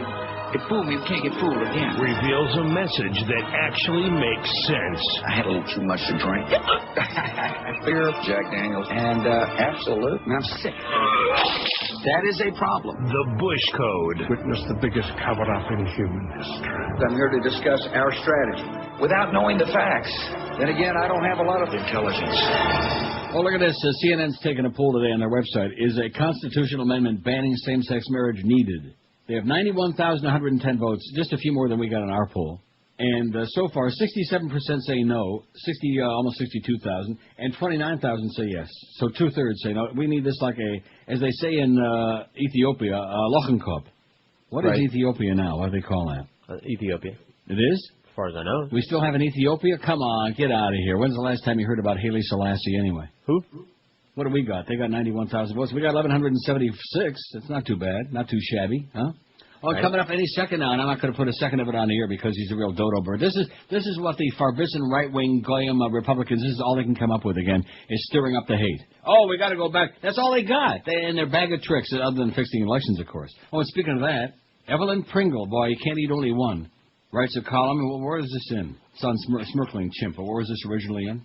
On her own website. But at any rate, she writes this: Bush, the most hated president ever, stole both elections. And by the way, that Bobby Kennedy Jr. article from Rolling Stone is everywhere. Everybody and their brothers on it. The latest polls say Americans now dislike Bush more than any other president, including even Tricky Dick. It only took the public 5.5 years to see through him. That said, I wonder how long it will take people to accept the news that Bush never won either election, and that the country is in such a mess it will take 50 years to get it back to how it was when Bush took office. According to Robert Kennedy Jr.'s article in the June issue of Rolling Stone, Republicans derided anyone who expressed doubts about Bush's victory as nutcases in tinfoil hats. Well, Republicans can call me whatever they like because this nutcase is finally going to weigh in on the subject. Bush needed Ohio. He couldn't win the election without Ohio, and he knew it. So just as you might expect with the Bush gang, voter fraud was rampant in Ohio, described as this critical battleground state that clinched Bush's victory on the Electoral College by Mr. Kennedy. I can certainly verify that allegation, writes Evelyn. I lived in Ohio at the time, and I went to vote plenty early before going to work and was there when the polls were supposed to open at 6:30 a.m. I ended up standing out in the rain for an hour and 45 minutes. When I got inside, voters had to track people down to explain what room or voting machine to go to find a good machine. I lived in a Detroit precinct, by the way, but it was worse than that in other Democratic precincts in other parts of the state. Some people ended up standing in line for up to 12 hours. Did I say Detroit? A Democratic precinct. Did I say Detroit? I don't know. But only those people who could miss work and go without pay for a whole day and not get fired up for not showing up. And as we all know, those people who couldn't wait in line were certainly not Republicans. I had never seen anything like it in my life, she says. I knew Bush stole the election by the time the polls closed in Ohio. I knew it because in working for a major media outlet by late afternoon, I knew that all the exit polls had Kerry winning. But by the time I left work to go home, the news channels were saying all the exit polls are wrong. Oh, yeah, right, all the exit polls are wrong. Don't people realize how impossible that would be? I proceeded home to watch the returns, and I for sure knew that Bush stole the election the minute the news program showed him sitting with his family, pretending to be all apprehensive when his face and body language told me he somehow knew there were no ifs about it. His second term was in the bag. In the bag, kind of like Patrick Kennedy, in the bag. After that, I went to bed knowing that the damn thief had done it again. It's worth noting here that there were no problems with the Republicans voting, no waiting in line for hours or anything else. Check it out on the Internet by reviewing the news articles in Ohio at the time. All went well in their neighborhoods. In a nutshell, the Bush gang expects us to believe that all the screw-ups in Ohio and elsewhere just happened to weigh against Kerry. Check this out. A Republican precinct in a church, no less, in Miami County, Ohio, recorded a 98% turnout, while a Democratic polling center in inner-city Cleveland recorded only a 7% turnout. And the Republicans really pulled a fast one in Warren County when GOP election officials fabricated a non-existent terrorist threat to bar the media from monitoring the vote count. But there were shenanigans going on everywhere. And what Mr. Kennedy describes to be the single most astounding fact from the election, 1 in every 4 Ohio citizens who registered to vote in 2004 showed up at the polls only to discover they weren't listed on the rolls, thanks to GOP efforts to stem the unprecedented flood of Democrats eager to cast ballots. Before the election, the New York Times analysis found that new registrations in Democratic strongholds were up 250% compared to only 25% in strong Republican counties. And top that off with the outright fraud that shows that upwards of 80,000 votes for Kerry in one county were counted for Bush instead. That alone is a swing of more than 160,000 votes, said Mr. Kennedy, enough to put John Kerry in the White House. A few comments of the exit polls from Rolling Stone article give a clear picture of this impossibility of Bush winning and all the polls being wrong. On the evening of the vote, Mr. Kennedy says, reporters at each of the major networks were briefed by pollsters at 7:54 p.m. Kerry, they were told, had an insurmountable lead and would win by at least 309 electoral votes to Bush's 174, with 55 too close to call. In London, Mr. Kennedy says Prime Minister Tony Blair went to bed contemplating his relationship with Mr. Kerry. As the last polling stations closed on the West Coast, exit polls showed Kerry ahead in 10 of 11 battleground states, including commanding leads in Ohio and Florida, and winning by 1.5 million votes nationally. The exit polls, he explains, even showed Kerry breathing down Bush's neck in supposed GOP strongholds like Virginia and North Carolina. Against all these odds, experts say, the statistical likelihood of Bush winning was less than 1 chance in 450,000. According to the father of modern polling, Lou Harris, Ohio was as dirty an election as America has ever seen. You look at the turnout and votes in individual precincts, he told Kennedy, compared to the historic patterns in those counties, and you can tell where the discrepancies are. They stand out like a sore thumb, he said, and let me tell you that it did stand out, but the mainstream media refused to hold the sore thumb up for the public to see. So how did the Republicans explain this little matter? They said that Republicans were more reluctant than Democrats to talk to the pollster when they went to vote. Keith Olbermann was the only news person giving the election fraud story the attention that it deserved. See, there's my boy Keith. While the mainstream press was in its usual asleep at the wheel mode, just as it has been since Bush took office. And due to the press not broadcasting the truth, the public apparently bought that ridiculous line, just like people bought the lies about weapons of mass destruction and the yellow-cake uranium nuclear threat that they were spoon-fed by the press. The Bush gang could not have pulled off half the stunts they've gotten away with since '99 had the people in the mainstream media been doing their job. And I would say... Absolutely correct. Evelyn. Right? Right, but they were bought off a long time ago. Oh, yeah. Bought off and intimidated. Bought, not bought off. See what happened to Dan Rather? Don't see him no more. Oh, there's your buddy on there. In our free society? Yeah, it used to be. I remember those days, not that long ago. 1,190 votes. We're going to make it to 1,200 if it's the last damn thing we do during the show. We got 9 minutes, 10 more votes. In fact, if I refresh it, I bet we got like 1,194, like I said. How do you like that? Mm-hmm. I bet you even Kim Bokamper is impressed. Takes a lot to impress a big guy like that. Don't forget, he's going to be playing the original Runaway Bride tape between 2 and 4. This is Neil Rogers. Rock solid. This is 560 QAM. Hi, Luis Miguel. Play it, baby. I've been to Iraq 9 times in the last 3 years. I've seen bombs and blood. I've seen death and democracy.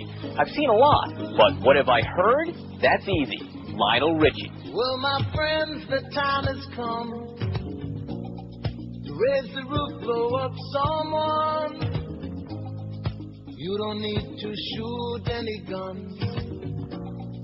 Get out there and plant bombs. Plant bombs. Hide the mines out there in the streets. They better watch where they put their feet. We're going to party while we dig and hide those explosives and listen to those Lionel tunes all night long, all night, roadside bombs, all night, sing my song, all night, playing roadside bombs, all night, we'll get the enemy and jam to Lionel Richie all night long. All night, we'll do it secretly. Hide bombs under the street, roadside.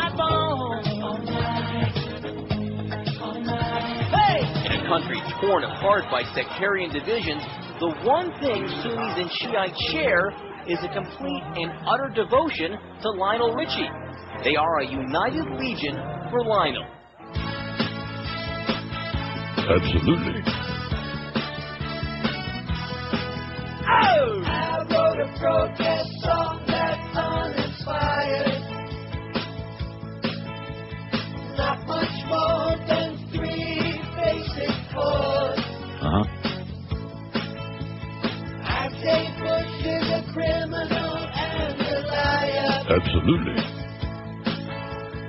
As if you haven't noticed that before. Let's see, okay, here. I spend my spare time jotting down some lyrics. Put them all together so they rhyme. Something easy to sing like a protest anthem. But I haven't wrote nothing like that in about 30 years. Southern man and all dead in Ohio. I wrote my share of songs years ago. Bush got me so upset I thought I'd try it. But I guess I'm too old for this rock no more. Excuse me a moment as I go to my refrigerator. I bought more Tostella and I think it's going bad. If it's still good, I'll make a sandwich later. At $5.99 a pound, that would make me sad. You mentioned Bush subs, and okay, that's good enough. What about Nick Salvi, man? How about him? Can't forget Nick Salvi in the Consigliere, huh? Who? 1,207 votes. I told you we'd make that 1,200. Not like a piece of cake, like sliding off a log, man. Like falling off the edge of a cliff. Kind of like we are at QAM here. Anyway, we got Kim Bocamper coming up next. He'll be really... Yeah. We want to apologize, by the way, that we took 4 hours out of the heart of your day and really didn't get too intensive. We'll save that for the sports. They'll make up for it. Oh, believe you me. Trust me. Mad Dog 4 to 7 and Geldy 7 o'clock tonight. Bye, bye, bye.